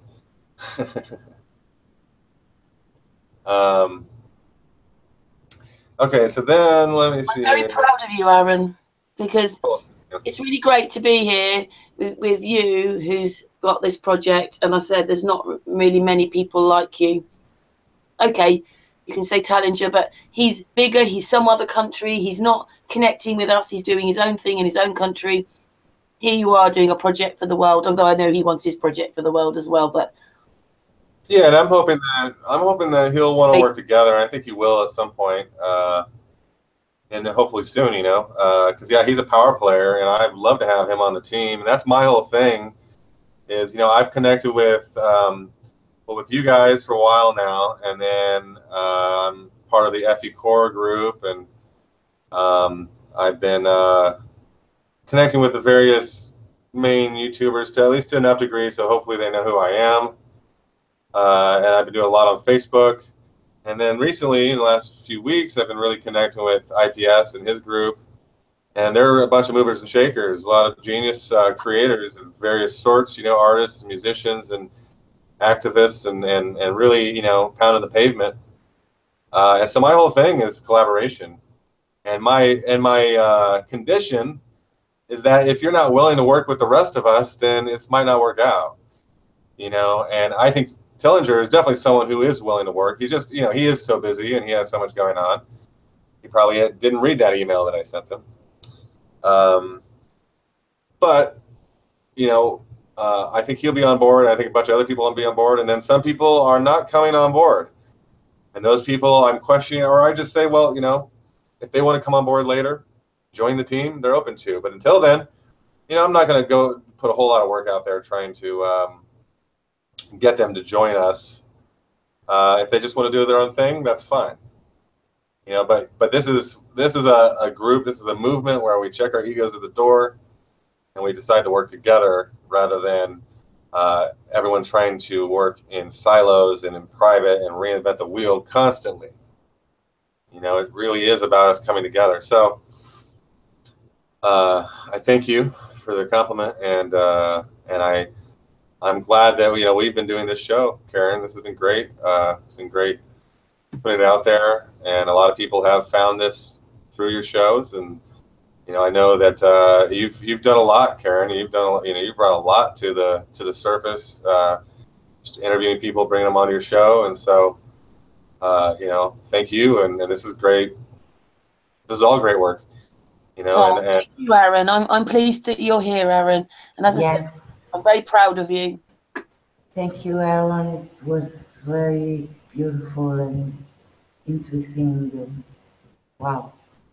Big wow. All right, so here's the working Projectlumen right now. So I got to work on some content, but we get a nice flat horizon up in there. And then here's some just demo projects. I'm kind of just throwing in there some demo imagery. But you'd be able to come on here, say, okay, and there'll be text, of course, and other photos, and not necessarily a horizon with iron coin, but it's all just development, and the colors will probably be different. And there'll be more here. You'll be able to just do a little more here, but this is just to get it all working. What was that, Judith? Incredible picture. I know, this is a beautiful picture. Oh, wow. And so there, I just added this contribution to my cart. There it is. And you'll be able to check out or go. Maybe I want to put, $20 into them making that pilot for finding the edge. There you go. Now you got it up there. And so now, and then it's going to have this whole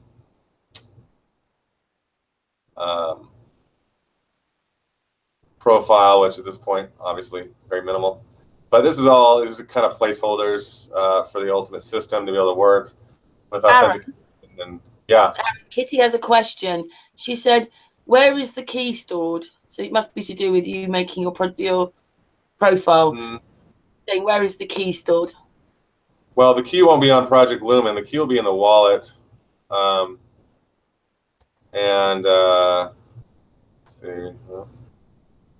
Where'd it go? It'll be. Let's see. An astral thief would like to say, "Tell him it's awesome content as always, fabulous." That's from Astral Thief. Thank you. You knew how long I spent on it. LastPass, very good. Although I wouldn't use it for storing your crypto passwords. Not now.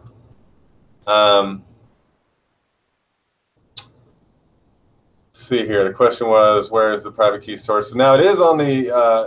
It's in. Technically, this is the Waves blockchain, which is technically the Ethereum blockchain. So technically, all your transactions and your even this, well, the encoded seed is going to be stored in the blockchain itself. That's how it verifies that you have the correct seed. And so it's not necessarily stored on your computer, and that's probably why you're asking, is because a lot of these wallets, you want to have stored on your computer. Now, once I have the executable desktop version and mobile version, it'll be stored on your computer in that way. But until then, it's going to be online. But it's all processed. It still will be secure, and as long as you remember, as long as you have this safe and your password safe, no one can access it. And it hasn't been hacked, so far so good. But this is based on a solid, stable wallet technology. So don't think that I'm just building this all from scratch and hoping that my security works out. So this is all tried and true, and it is just like any other blockchain wallet. I'm going to do more with it. I'm going to, and it's going to look a lot different. This is actually based on the Waves wallet. I basically just took their open source project and turned it into the Iron wallet. But I'm going to be tapping into it in other ways. And this is just for the immediate ability to have a blockchain and have be able to raise the seed capital for the next steps, which will definitely be building our own wallet. And the wallet itself will actually be sort of like the operating system. And so, and it'll also be plugged into the framework. So now Projectlumen will actually be leveraging the Iron framework and the Iron wallet. And so actually you will be able to go to Projectlumen and sort of see your coinage, and you'll be able to make transactions and do everything from Projectlumen, just as anybody else will be able to once the framework is completely done. You'll be able to make your own platform that uses these same technologies. That's a big part of the idea here. And so that way, I mean, this is just, this isn't just like a new currency. This is a whole framework like Ethereum, but it's not just another framework. This is going to be a whole ecosystem that I'm building out. Developers are going to love this. I've been building this. I mean, I don't know if there's any developers watching, but how long has this taken you, Aaron? I mean, years, decades. I've been working on this overall for quite a long time, even just in conception. Ever since Bitcoin first came out, I started having the idea of incorporating it into this whole system that I'd already been working on for a while. And then the software itself, I've been pretty actively building it for the last 5 years, I'd say. It's basically, it's a front end, back end. This is a client and the server. And, I'm using Docker, and I'm using, so it'll be scalable. It's using all open source projects. It's using various, so this is, if anyone knows what I'm talking about, this is using something called Sales.js. And then I'm using, on the front end, I'm using what's called Vue.js. So extremely modern frameworks for development. And then I'm incorporating them together into a system that is basically going to enable developers to build applications very quickly, very easily, that will then have all the bells and whistles that they would ever need. And then it's going to allow the layperson who doesn't know how to code, it's going to allow them to develop platforms and applications pretty quickly without having to know any code. And so that's going to all sit on top of this Ironcoin blockchain. And there's a few possible ways in which we might do the Ironcoin blockchain itself, but I don't want to get too much into details at this point. Let me think here. If there's anything else I want to show, any questions?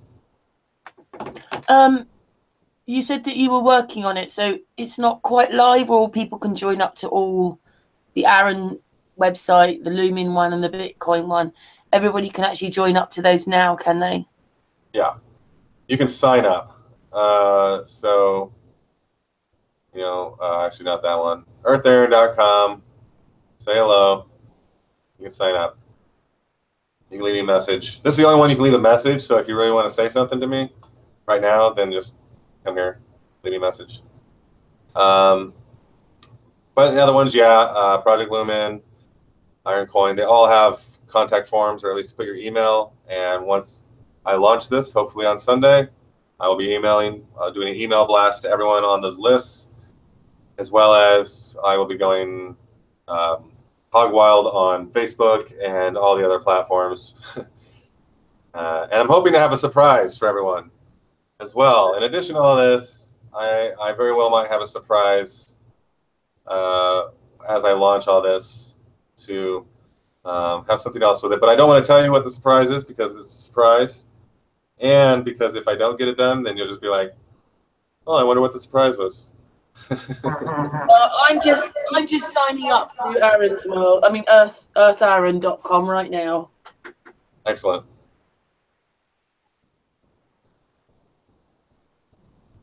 And then I will see if that form works. Yeah, very early stages. A lot of this stuff. Been working like a madman to. Oh, it looks like someone. You're not a madman. Well, I've been working like a madman. Let's see here. We had, oh, look at that. Mr. Aaron Hansen purchased my album after I plugged it. Thank you so much, sir. Yeah. Ian Crosley just said that he's joined the Iron Wallet. Okay, well, I mean, you can, but sign up for the one online at your own discretion. It's fine. It's probably fine. You know, just know that like it's not. Wait till Sunday. Is that what you want him to do? Is wait till Sunday? Yeah, that's probably the wise move. I'm just showing everyone. I'm just showing people.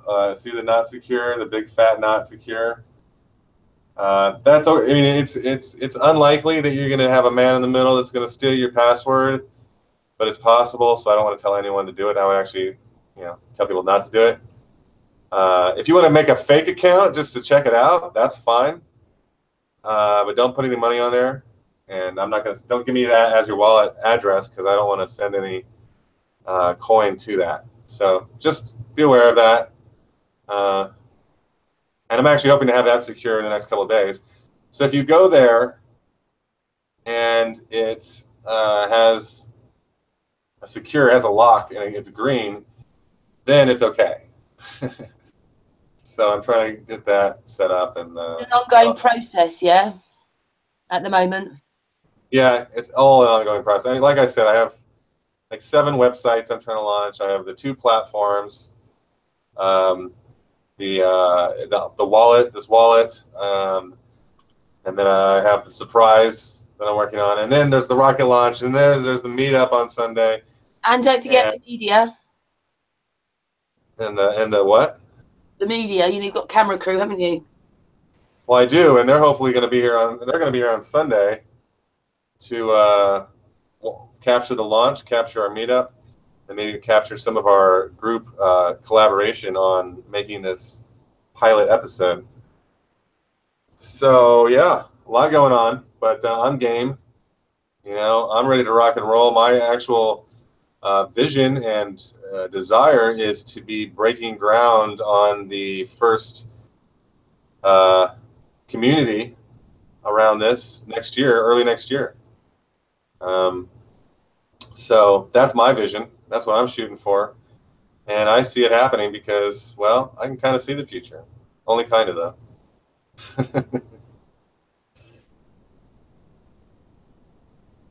So when you get your wallet seed, do you actually keep those words? Because they're very important words. So yeah, it's not a bad idea to write them down, put them in a safe place. You can even put them in a safe deposit box.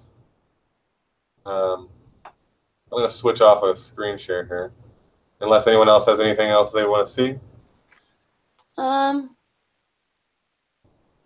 I don't think there's any questions at the moment, Aaron, but they're all interested. Yeah, people have said great stuff, Aaron, and stuff like that.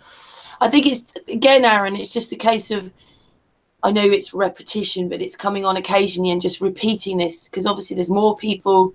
I've had to start the channel again. There's different people, more people coming on. And then suddenly it's a bit like, instead of talking about the Lumen Project, it will actually be the Lumen Project, and we're talking about being, rather than, at the moment, you're just edging into it, aren't you? Right.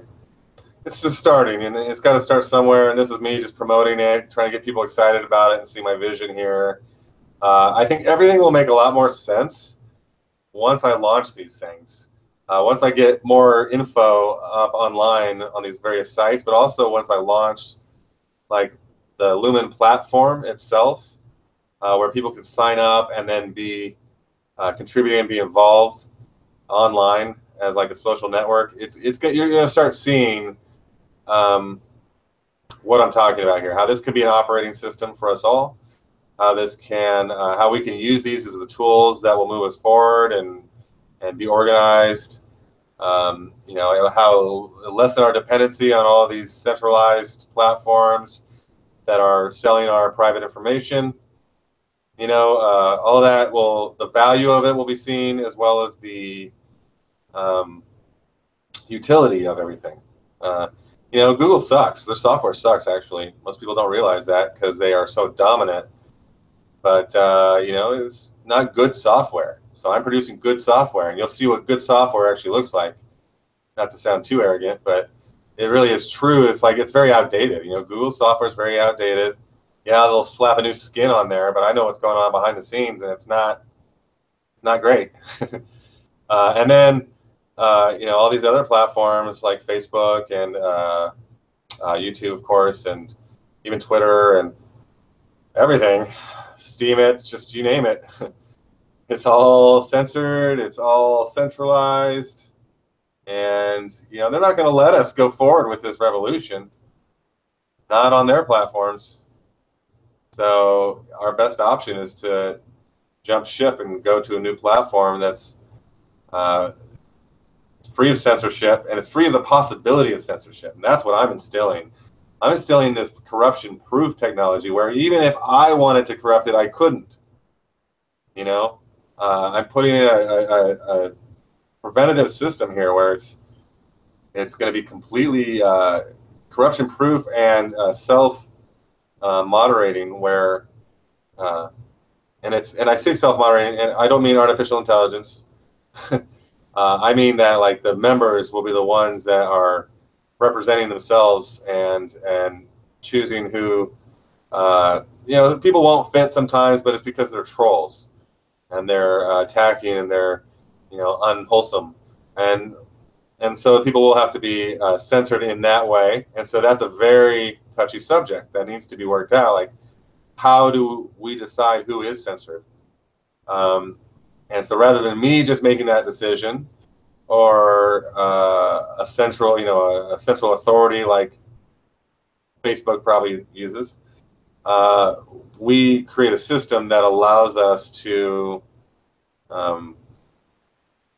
decentralize those decisions and make it more of a collective group consensus. And then once the group comes to a consensus about something like that, then the action is taken based on the group consensus. That technology is all doable. It's happening mostly at the software scale right now. It has been for many years, already been happening. What I'm doing is I'm taking these concepts and I'm introducing them into more of the common world, where now we are interacting with open source concepts. For me to be, or for FE Core, for example, to be putting out all of these experiments and taking in all this data and then putting it out to the public. It's in the public domain. That is a great example of taking the open source principle and applying it to something beyond just software. And that's what I'm doing as well, very much. And I'm going to be applying that to everything, so that now everything is in the public domain. And this is the whole root of the problem, where we have proprietary organizations that are now in a capitalistic society. They're competing with one another. They're all in their silos, doing the same things, reinventing the same wheels independently of each other. And the whole reason is because of that proprietary greed. And the whole reason for that is because of the monetary greed. Well, if we eliminate a lot of those factors and we set it up so now you're incentivized to just work on the one project that's common to everyone. It's open source, so now we don't have a need for secrets. We don't have to hoard any information or data that we're finding or discoveries. We're able to all benefit from everyone's effort. It's no longer a capitalistic group. We are a family. We are working together. I like that. Yeah, and so therefore now we are going to be more powerful than everything else. I've seen this with open source projects. I mean, yeah, there's Microsoft Windows, which sucks and always has. There's Mac OS, which sucks and always has, and it gets worse. And the reason they're dominant is because they have forced themselves upon people in their computers. Microsoft, Bill Gates literally forced himself by creating all these exclusivity contracts with all these computer manufacturers, saying you can't sell a computer unless you put Windows on here. And then when they buy the computer, they have to pay us at least like $300-400 just for this operating system.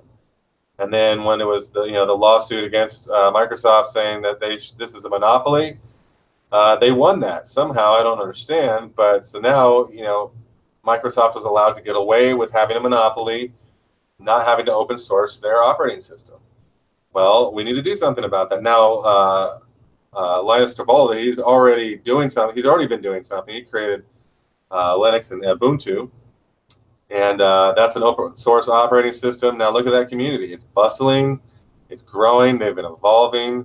Yeah, it has been kind of behind the other operating systems. The main reason for that is because of the limitations. A lot of software companies will make it so you cannot install this on a Linux machine because of their exclusivity relationships with either Mac or Microsoft. It's this whole racket. It's really annoying from my perspective because I see it happening and I see the challenges that I face because the software is less than par. Oh, I can't run this on this OS. It's a shit show. But I'm solving this, and part of how I'm solving this is by creating a new operating system that, and I've been working on this for quite a long time. This is one of my longest projects.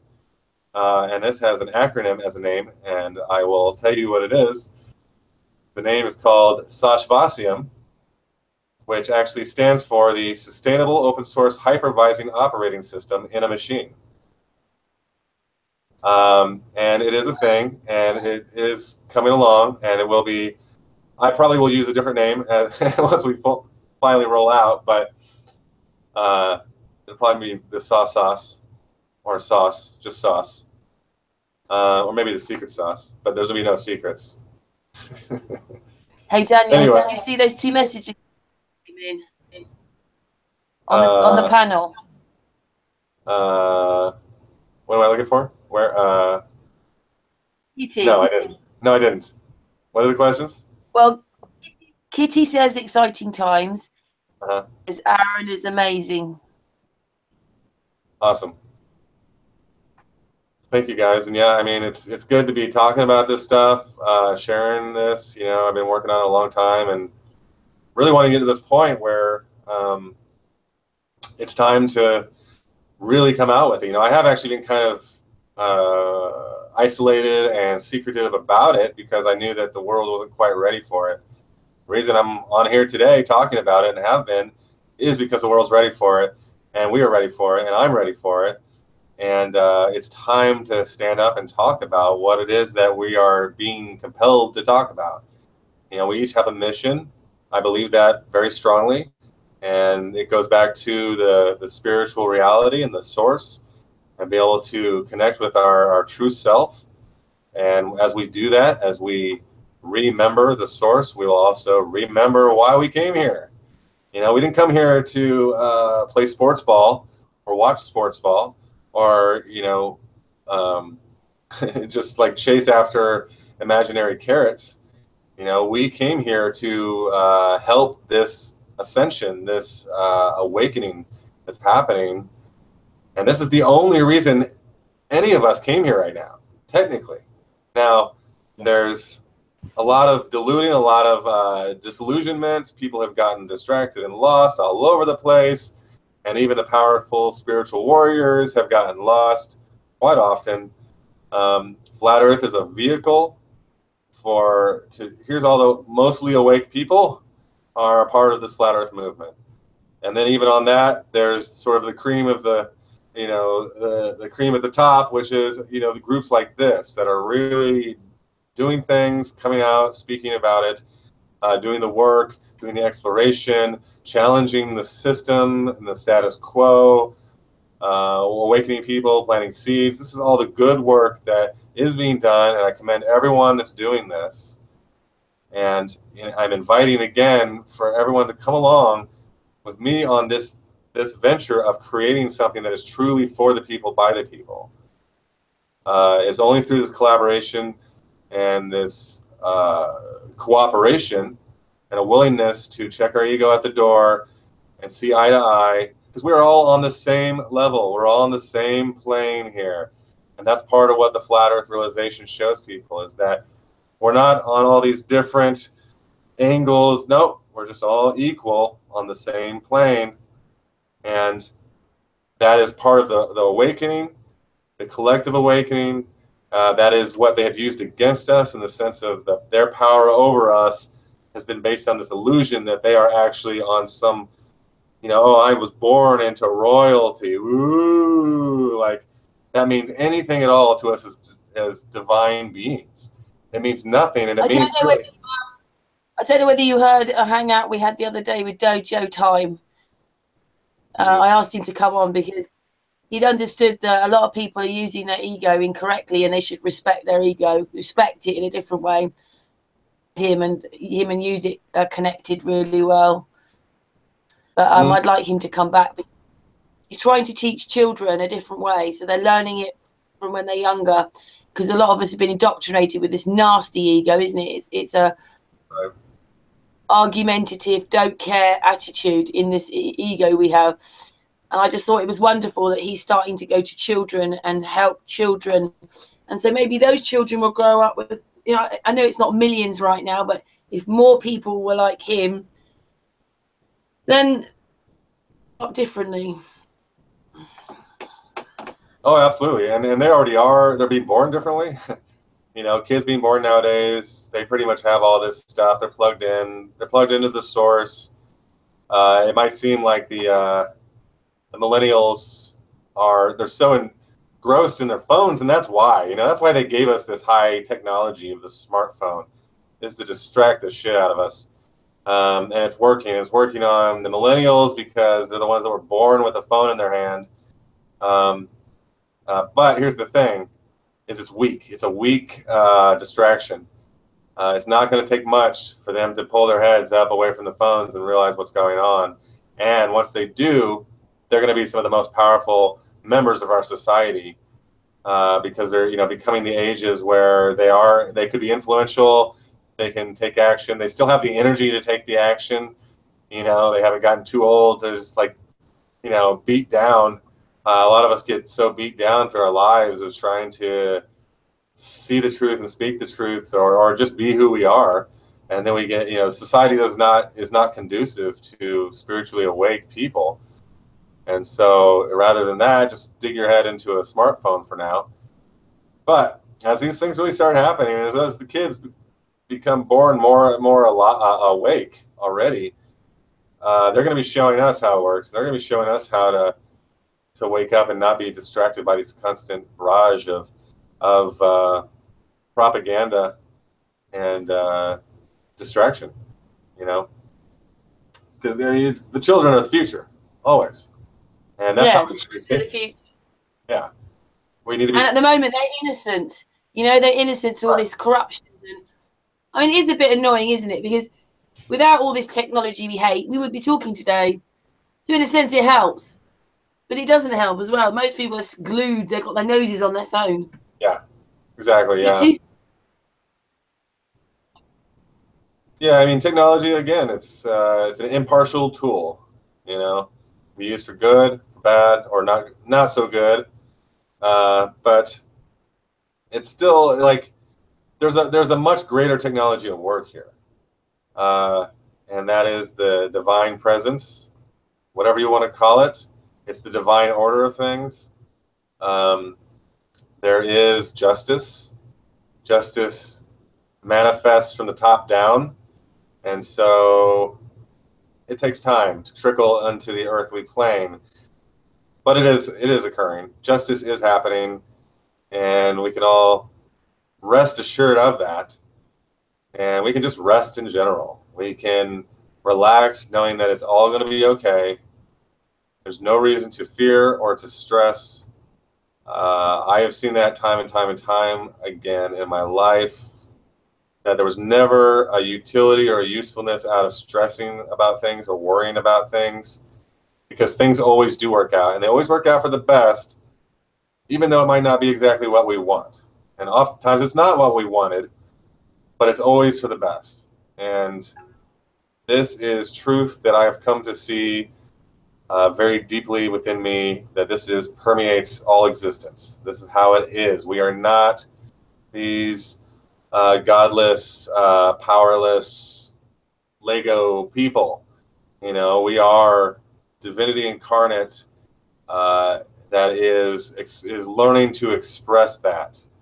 And that is it. That is it. And here's some of the hurdles, some of the challenges that we are facing with it. And, you know, every day goes by and it's another day, and it seems like, oh, things aren't getting better or they're getting worse. No, things are getting much, much better, exponentially quicker. And that is a lot of the drama you're seeing. It's like I use the metaphor that, like, a child, when it's tired, a toddler, you know, he's going to get really grumpy. He's going to, you know, he's going to swear that he is not tired and that he doesn't want to go to bed. But you're going to know as the parent that what he really needs is a good sleep. And that, you know, once you can get him to go to bed, then everything will be okay. And I liken that to society right now. The ego itself of society is this adolescent, or even a toddler, that it's time to wake up. But it's similar. It's like, I don't want to wake up.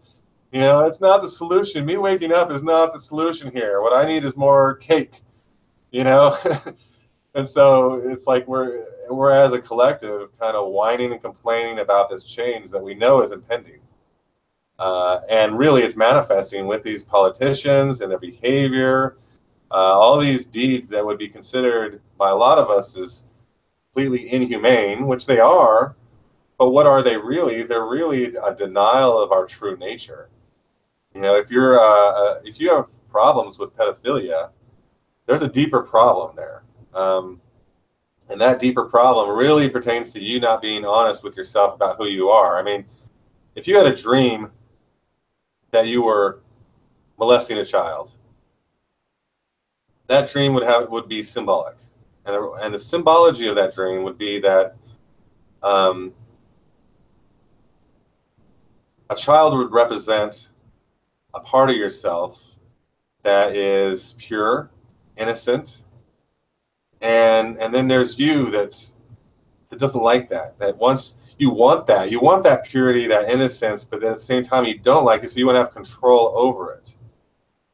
And that control over that purity, the innocence that we each have within us, is this mindset that has caused collectively these diseases within society, these dysfunctions. And they are dysfunctions, and they need to be rectified. There does need to be justice served, because this is not right. This is a crime against humans and humanity.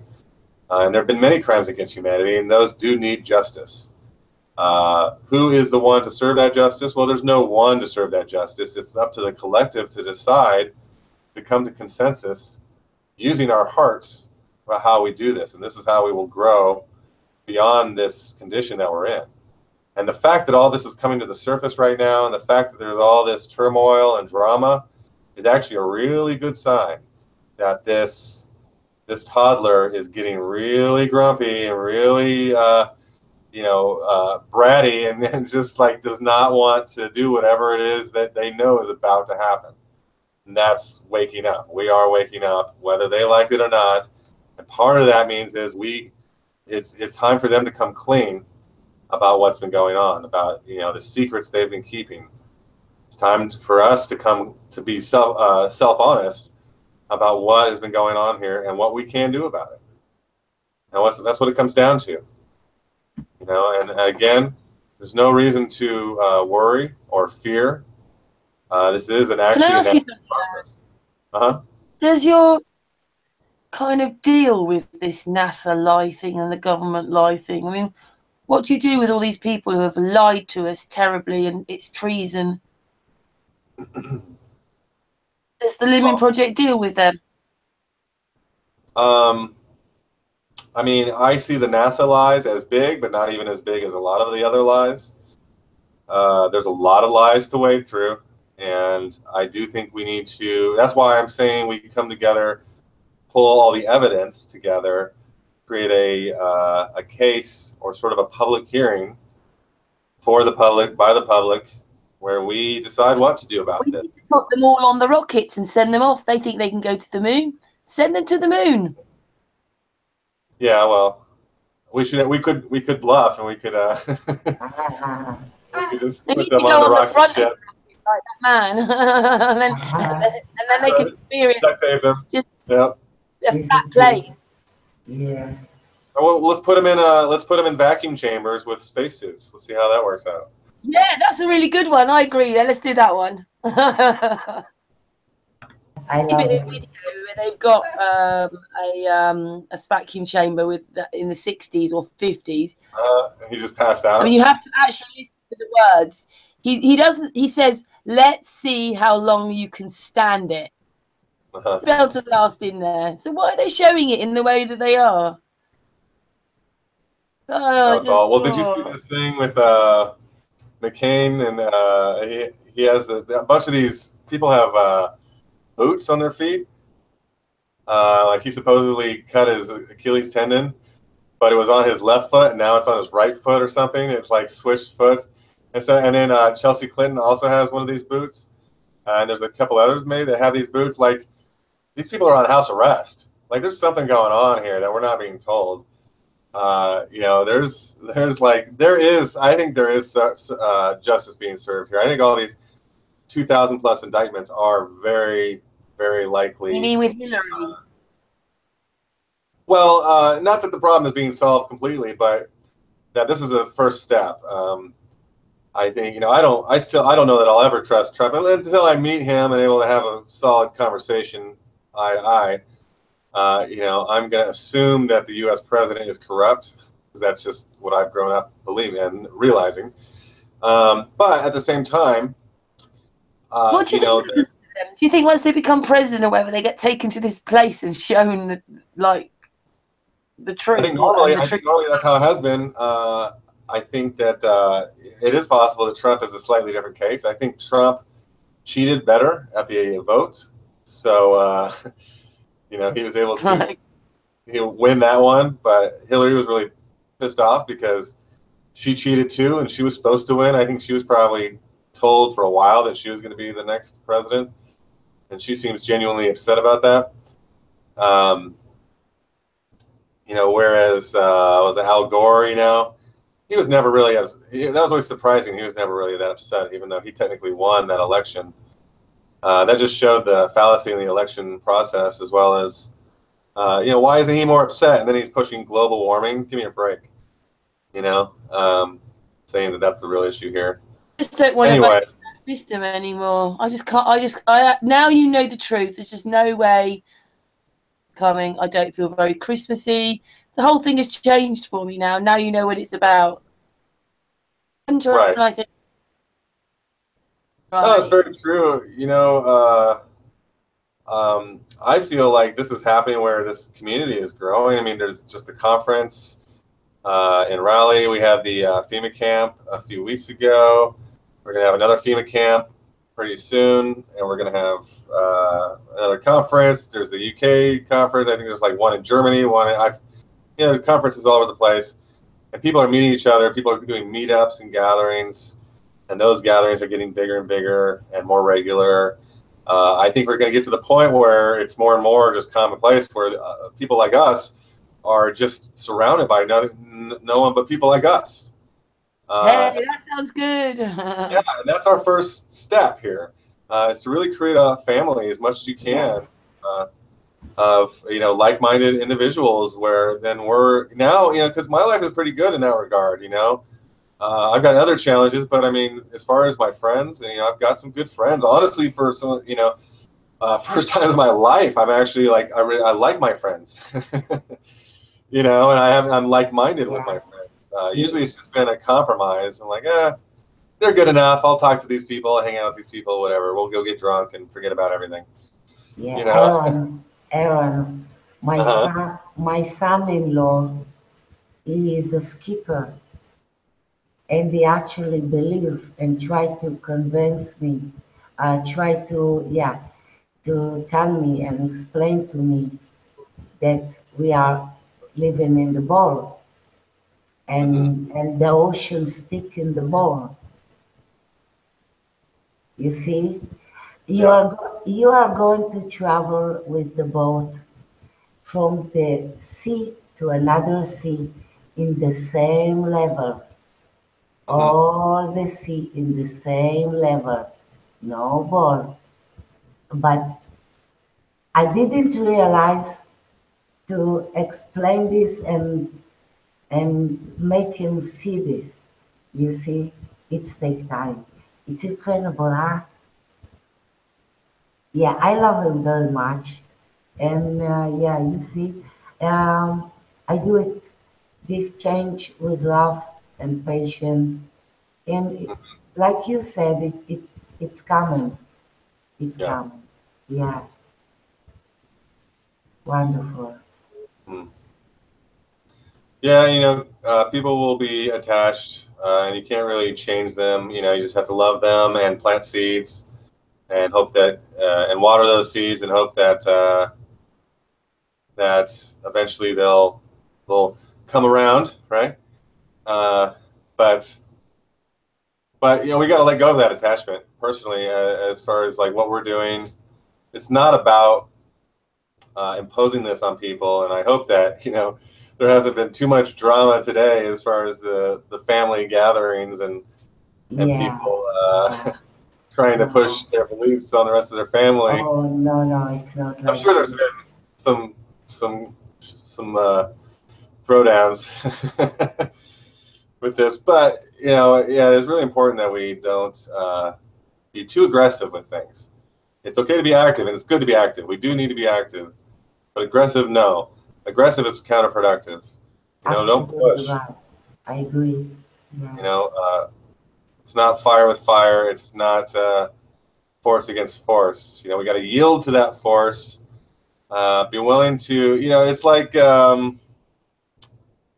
relationships. I don't know.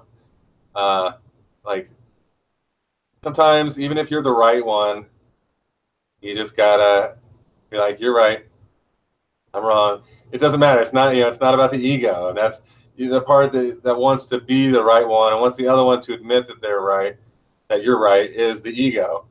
Yeah. But sometimes it's the bigger thing to do is just be like, okay, you're right, and just Yeah. move on. It's Uh, coming. and and that's kind of like with this stuff. It's like you can plant the seed, and if they're just That's putting up a right. wall, then Yeah. like okay, fair enough. To each his own. Whatever you want to believe, no worries. Yeah. You know. Flat Earth hugs for Aaron. Absolutely. You know, I have a Nikon P900, and Uh, when I show my grandson, he's 6 years old, I show them the moon. So immediately he asked me, Grandma, where is the spaceship? Ah, ha, ha, ha, ha. Good question. Oh Very, yeah, oh very yeah, valid question. genius. Ha, ha, ha. That is Yeah, really funny. Yeah. yeah. Well, what'd you tell him? I tell him the truth, no spaceship, it's only in the movie. Nothing there, only moon. Oh yeah, he's going to hear the truth from his grandmother. The truth. Very good. I'm already telling him he's not leaving the ball. You already know. In you, he live in the ball. Huh. I think, yeah. Yeah, they give him the ball from the day they burn. In the movie, in the TV, and everywhere. Yeah. Did you say you burned? What? Did you say you burned, or what did you say? No, Birthed. no, Oh, the ball. You yeah, yeah, yeah, know, the yeah. moment the children born, Yeah, yeah, yeah. Uh-huh. they give them the ball. Yes. Exactly. Yeah. Oh, yeah. Smash that globe. Smash that globe. Yep. Yeah. Something else you haven't touched upon much is that there will be Flat Earth TV as well. Yeah, yeah. This is kind of related to my surprise, as well as the reality shows are going to be kind of the launching, the beginnings of Flat Earth TV. My overall picture with that is to create a whole network that is. Aaron, is the fact that you can't get that TV going. Actually tune in and watch the Flat Earth TV. You can have it running Sky channel 762 Flat Earth TV. You can't get that going and see what people are like about watching it. Well, right, but I mean, we already know that it's a hot topic, and we know it's getting hotter, and we also know that that there's no one doing this kind of programming, or I like to call it deprogramming, where they're just doing the unbiased truth. I mean, there's like Gaia.com, they do some things, but who knows about they don't touch Flat Earth really, and I think they're a little like they got their gloves on still with all this stuff.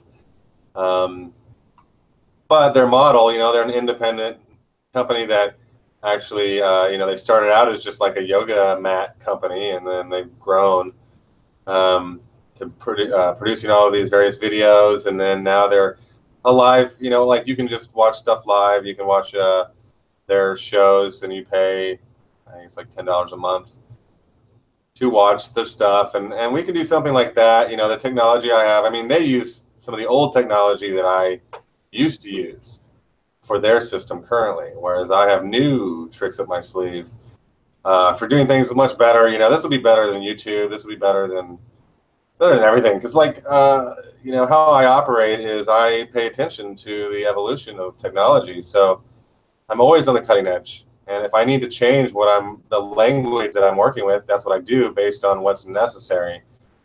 I don't get attached and then get comfortable, or I do get comfortable, but then I will, challenge myself to come out of that comfort zone to be working with the most modern technologies.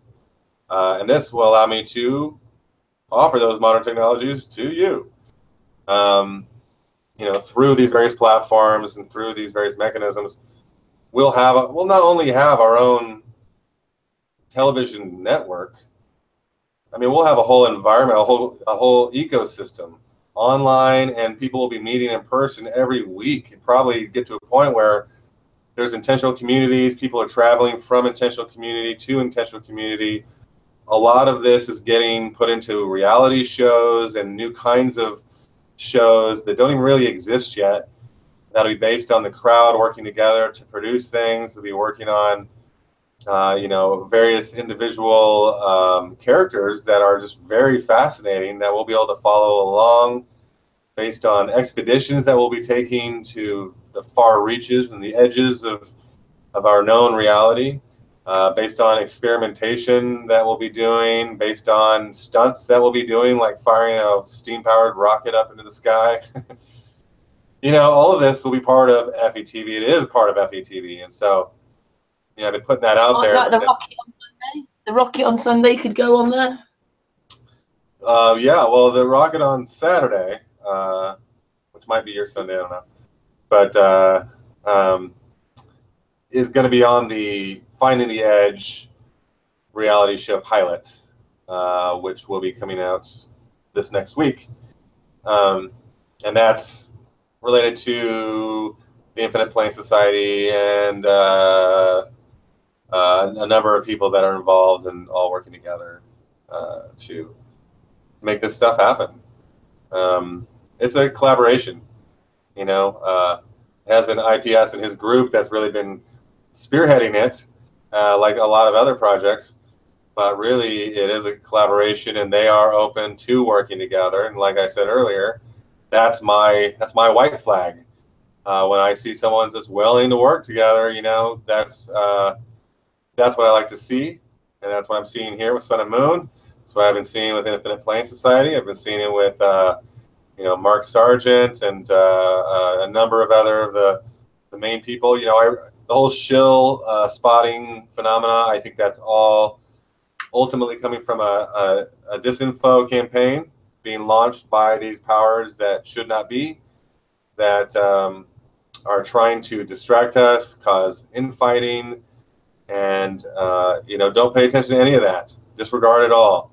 And if you actually only regard the people who are pointing out that Mark Sargent is a shill, because they're the ones you need to block and report on Facebook, because that's just, it's immature. Those people have not obviously looked into it.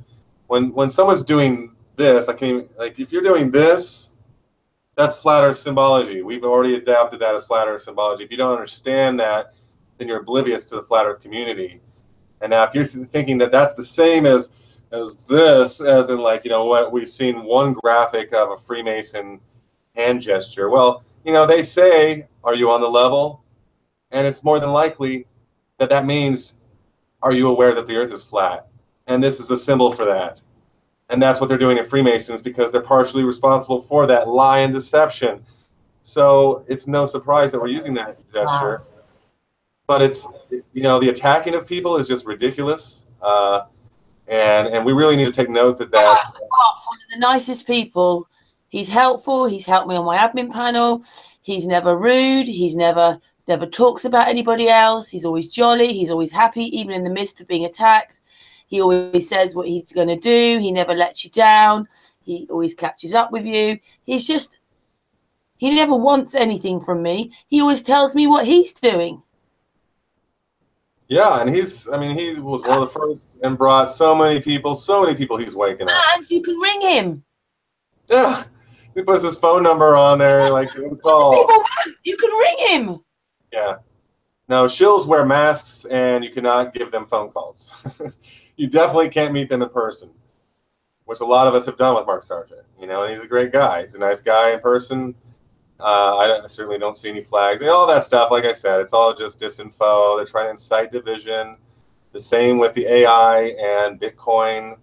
That's all just disinfo to try to get us to be afraid or get us not trusting one another, get us paranoid. Because paranoia is just like fear, if you're just afraid that something could come out of the darkness and bite you, and there's no reason to have that fear, because then you're just living in that fear rather than living in joy, living in happiness. Enjoy your life and do what your heart is humming to do.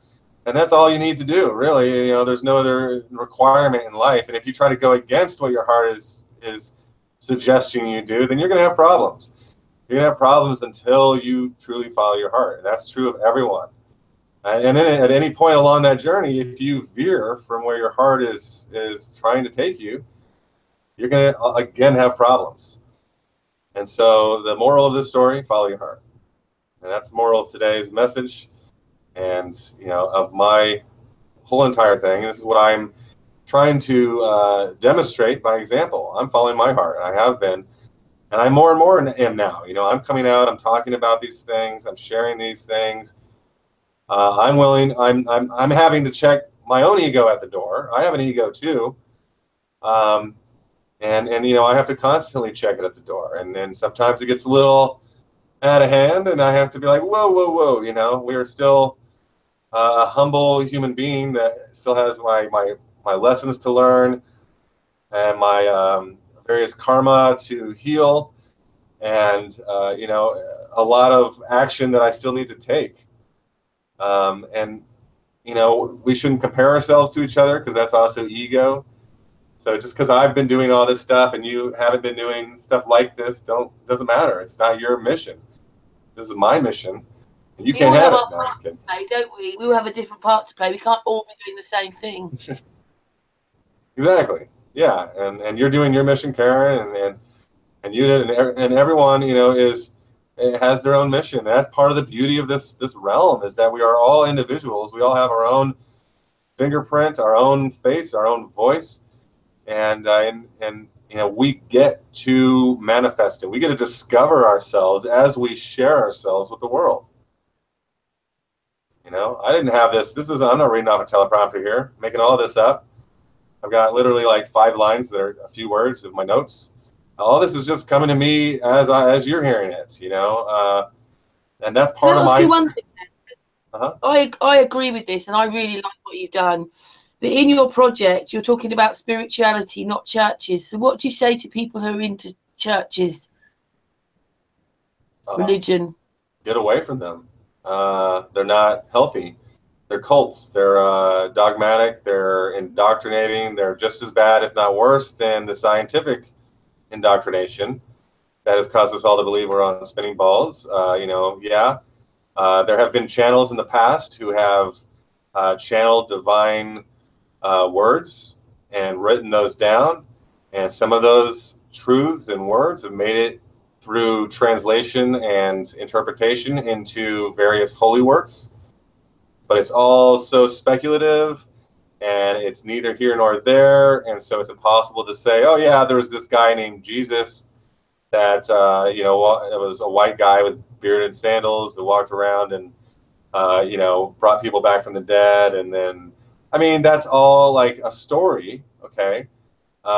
There's a bunch of books. One book called the Holy Bible. Well, that is just a book. The stories in there were written, admittedly, well after the death of Jesus, this character, whoever they were speaking of. And who is that character historically? It's kind of hard, pretty fuzzy. We don't know for sure. We know, the words were written by human beings. I've channeled a lot. I've channeled the source itself, but it doesn't speak English. I'll tell you that right now. It does not speak English. It doesn't speak Hebrew. It doesn't speak languages. It's the humans that interpret it into the languages, and so therefore it's valuable. And that's why all the Gospels are slightly different. Obviously, he didn't get it right the first time or the fourth time, and there's more Gospels than just four. And so I guess I'm going long-winded with this, but the point is that the truth is within us. The truth is in our heart. It is right there. If you are looking externally at anything, you're on the wrong course. You have lost the path. You are not following your heart. Your heart will never lead you external. The heart will never lead us externally to put our faith in anyone or anything externally, or an idea of someone who used to live with. Nope, it will never suggest that that's who we should be worshiping. It won't even suggest that we worship anything. Worship is a false idol. There's nothing to worship. We are not below any concept that if Jesus had come, the whole point was to be more like him.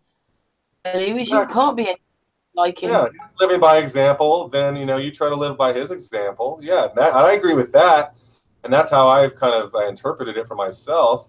I like the character of Jesus and a lot of what was said that he said. Sure, I like that a lot. I've studied the Bible a lot. The Lamsa Bible is, in my opinion, one of the best ones to look into because it's based on the original Aramaic translation, or the original Aramaic. And it's more modern translation of that. So it's a little more accurate. There's a few things that are clarified. But then I'm a huge... Can I just say, Aaron, we've got Sassy Undeniably in the chat room, and she just said, I can't wait till you all realise the truth of the matter concerning that stuff.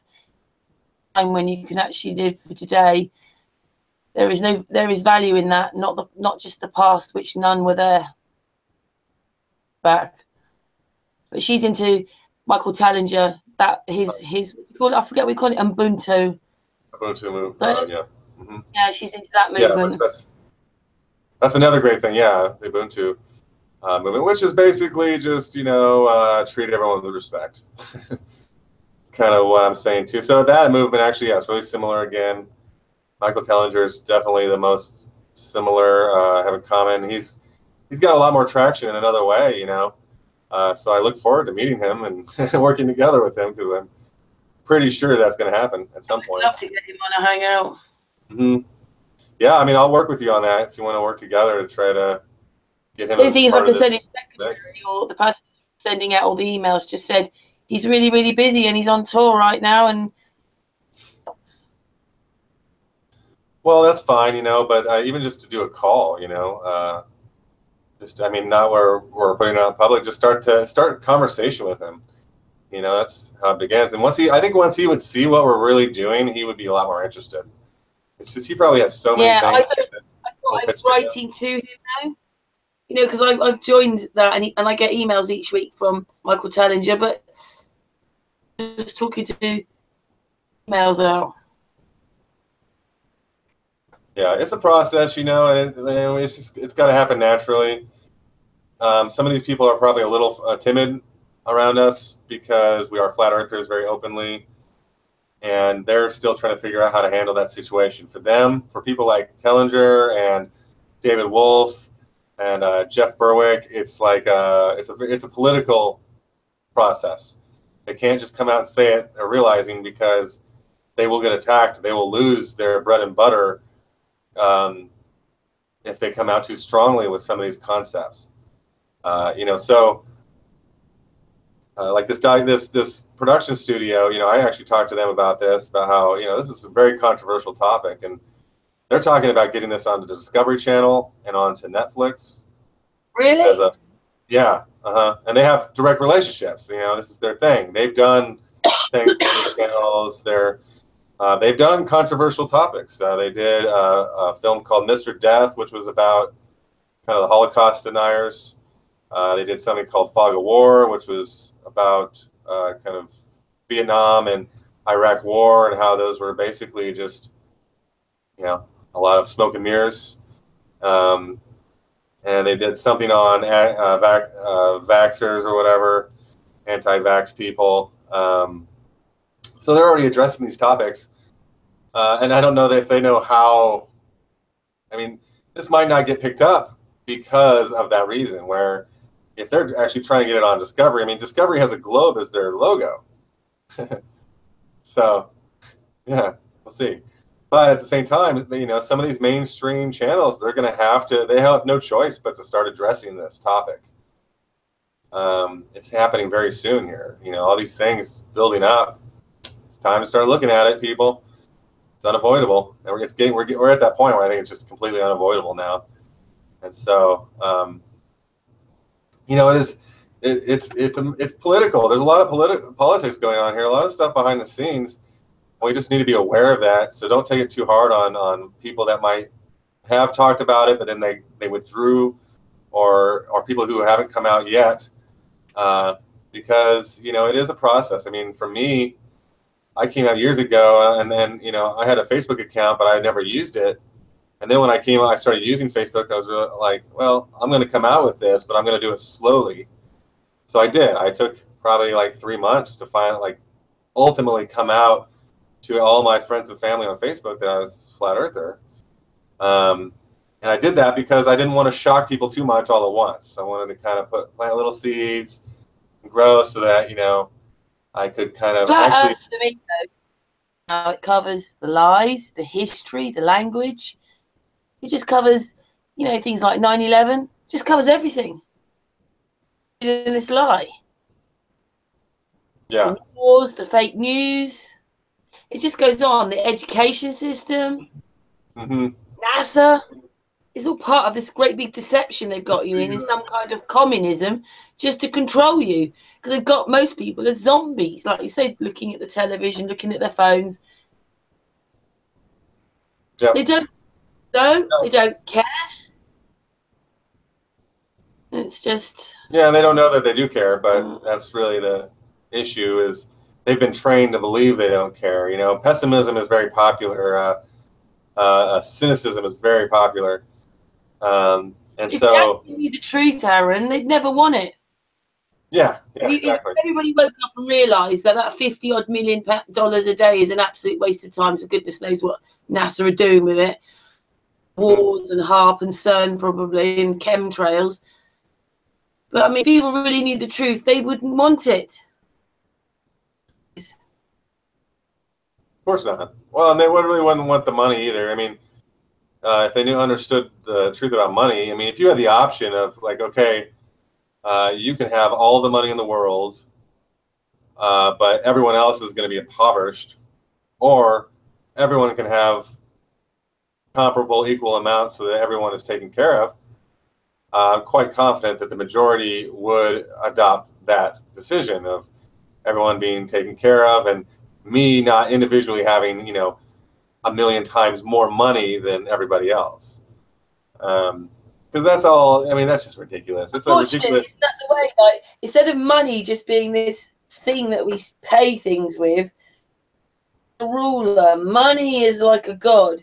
Without, you know, you've got to aspire to have millions. Otherwise, you know, that's what they're telling you. You're nothing if you're not a millionaire with money.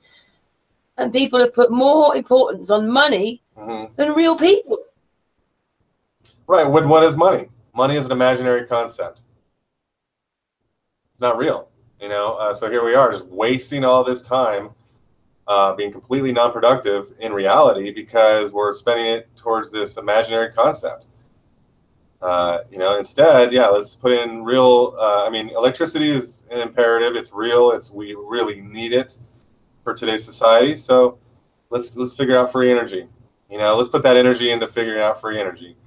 You know, the same with like crypto coin. Like we don't need to.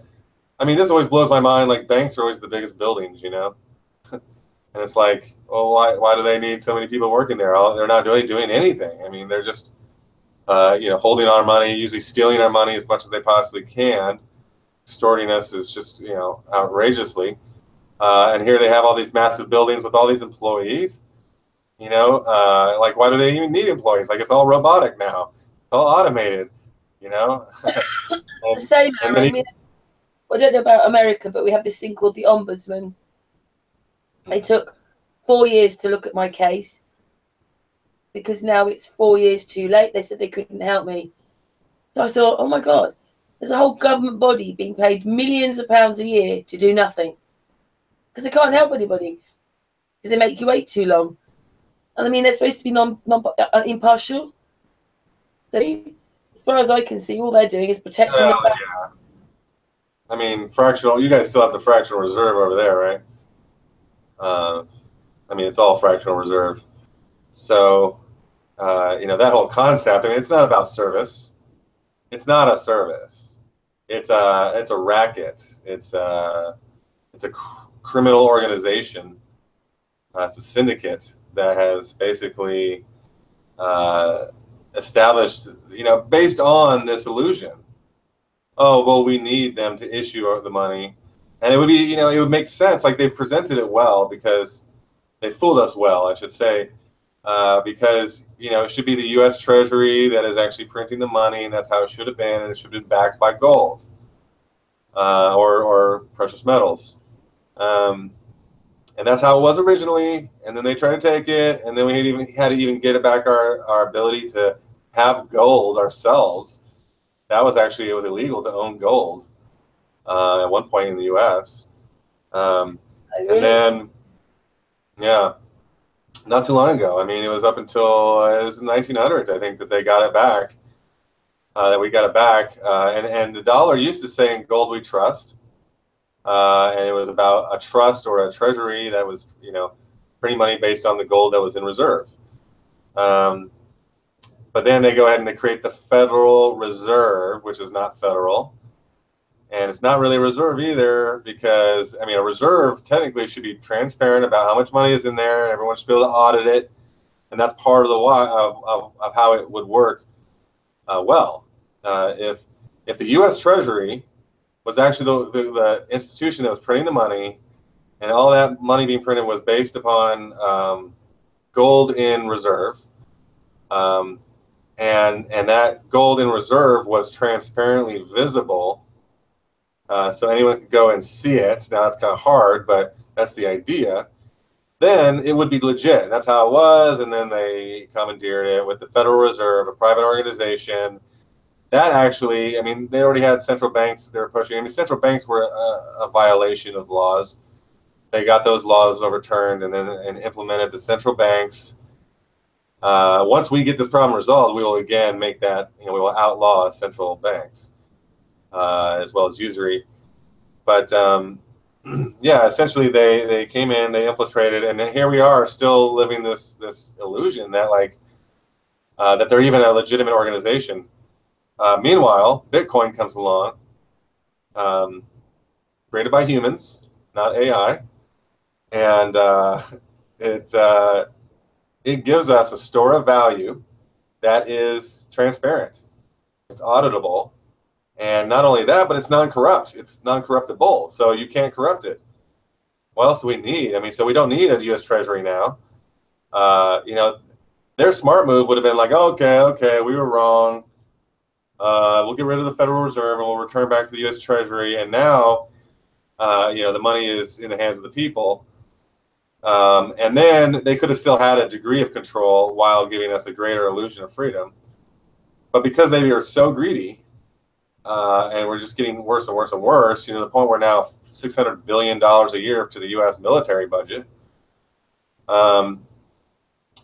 You know, it just got out of hand, and now, you know, Bitcoin kind of came out of necessity. Blockchain technology came out of necessity, and what this allows us to do is have a completely transparent, decentralized treasury for the world. Now, it's not based on some country, because a country, you know, national borders are illusory too. Those aren't real. We don't need to be going to war with any other countries because we aren't a country.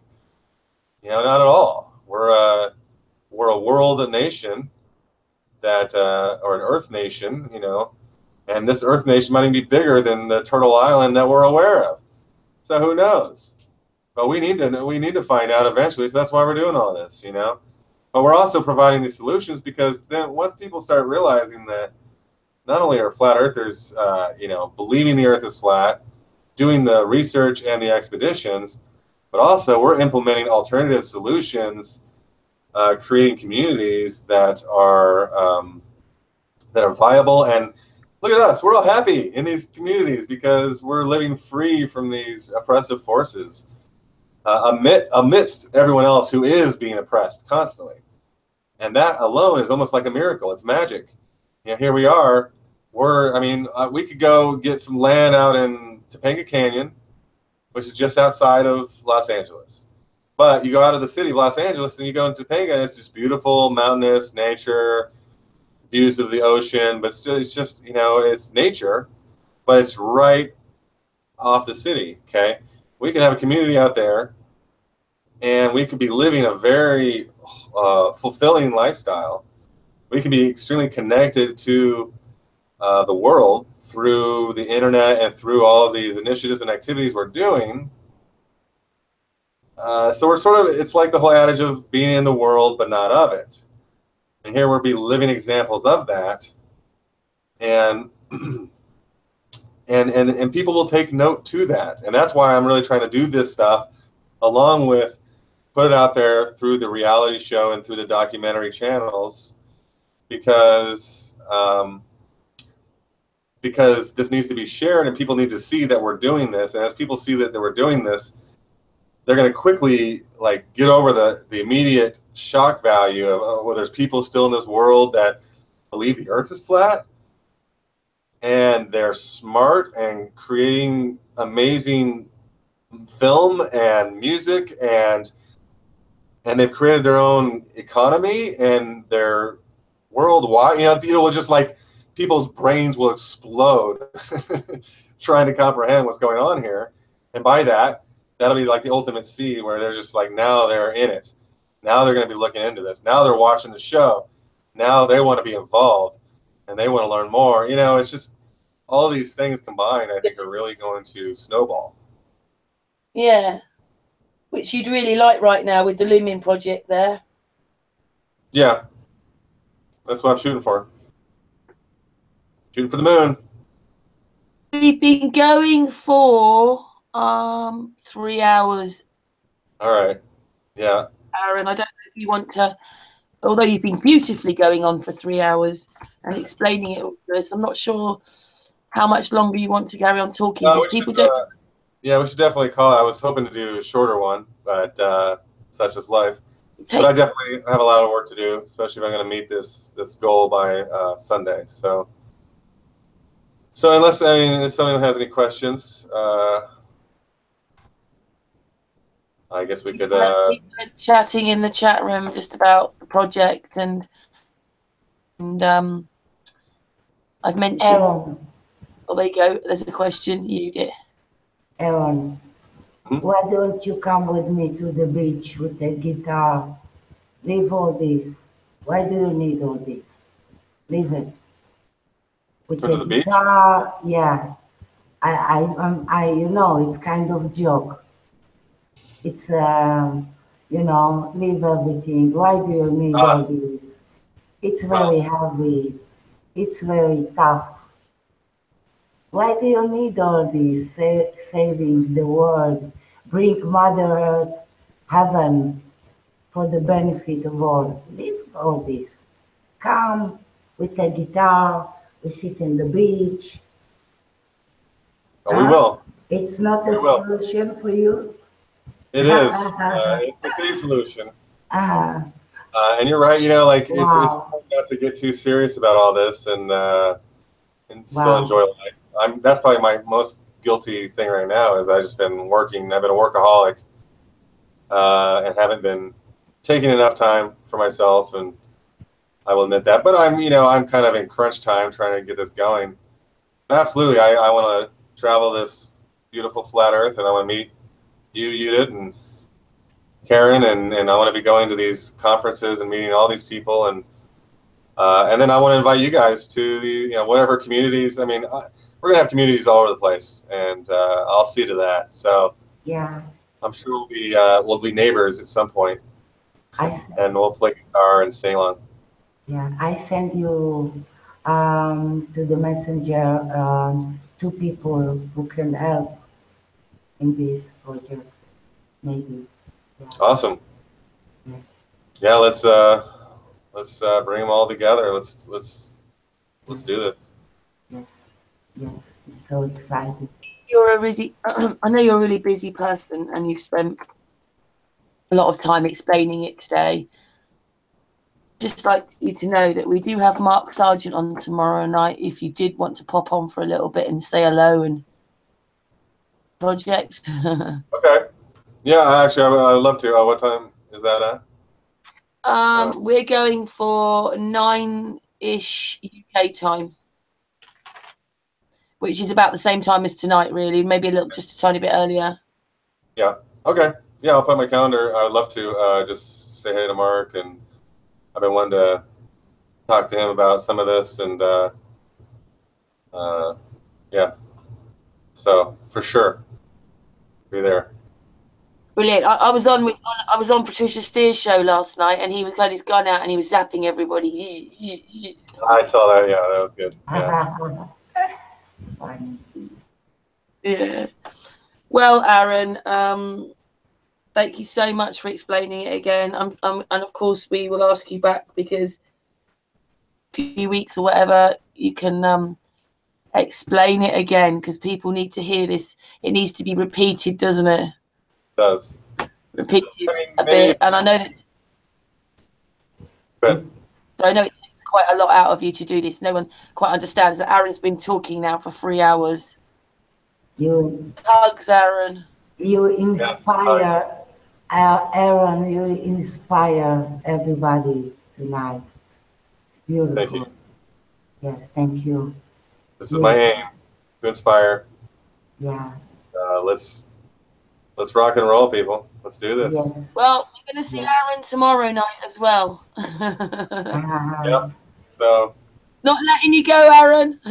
Anyway, yeah, we're going to end the hangout right now. Aaron, say goodbye to us offline.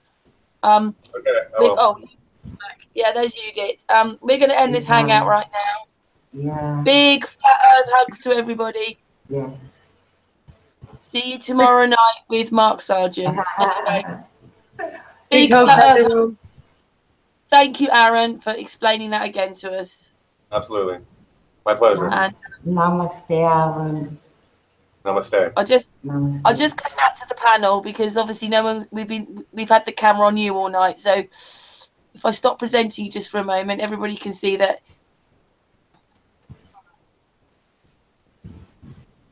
He's there. What did you say, Judith? I didn't say nothing. Namaste. Yeah. Anyway, good night from us, everybody, and thank you very much, Aaron. And see you tomorrow night. Thank you. Good night, everyone. Love you, Thank Aaron. You did, Aaron, night. and everybody in the chat room and everybody that watches this. Thank you. Good night, everybody. Good night. Good night.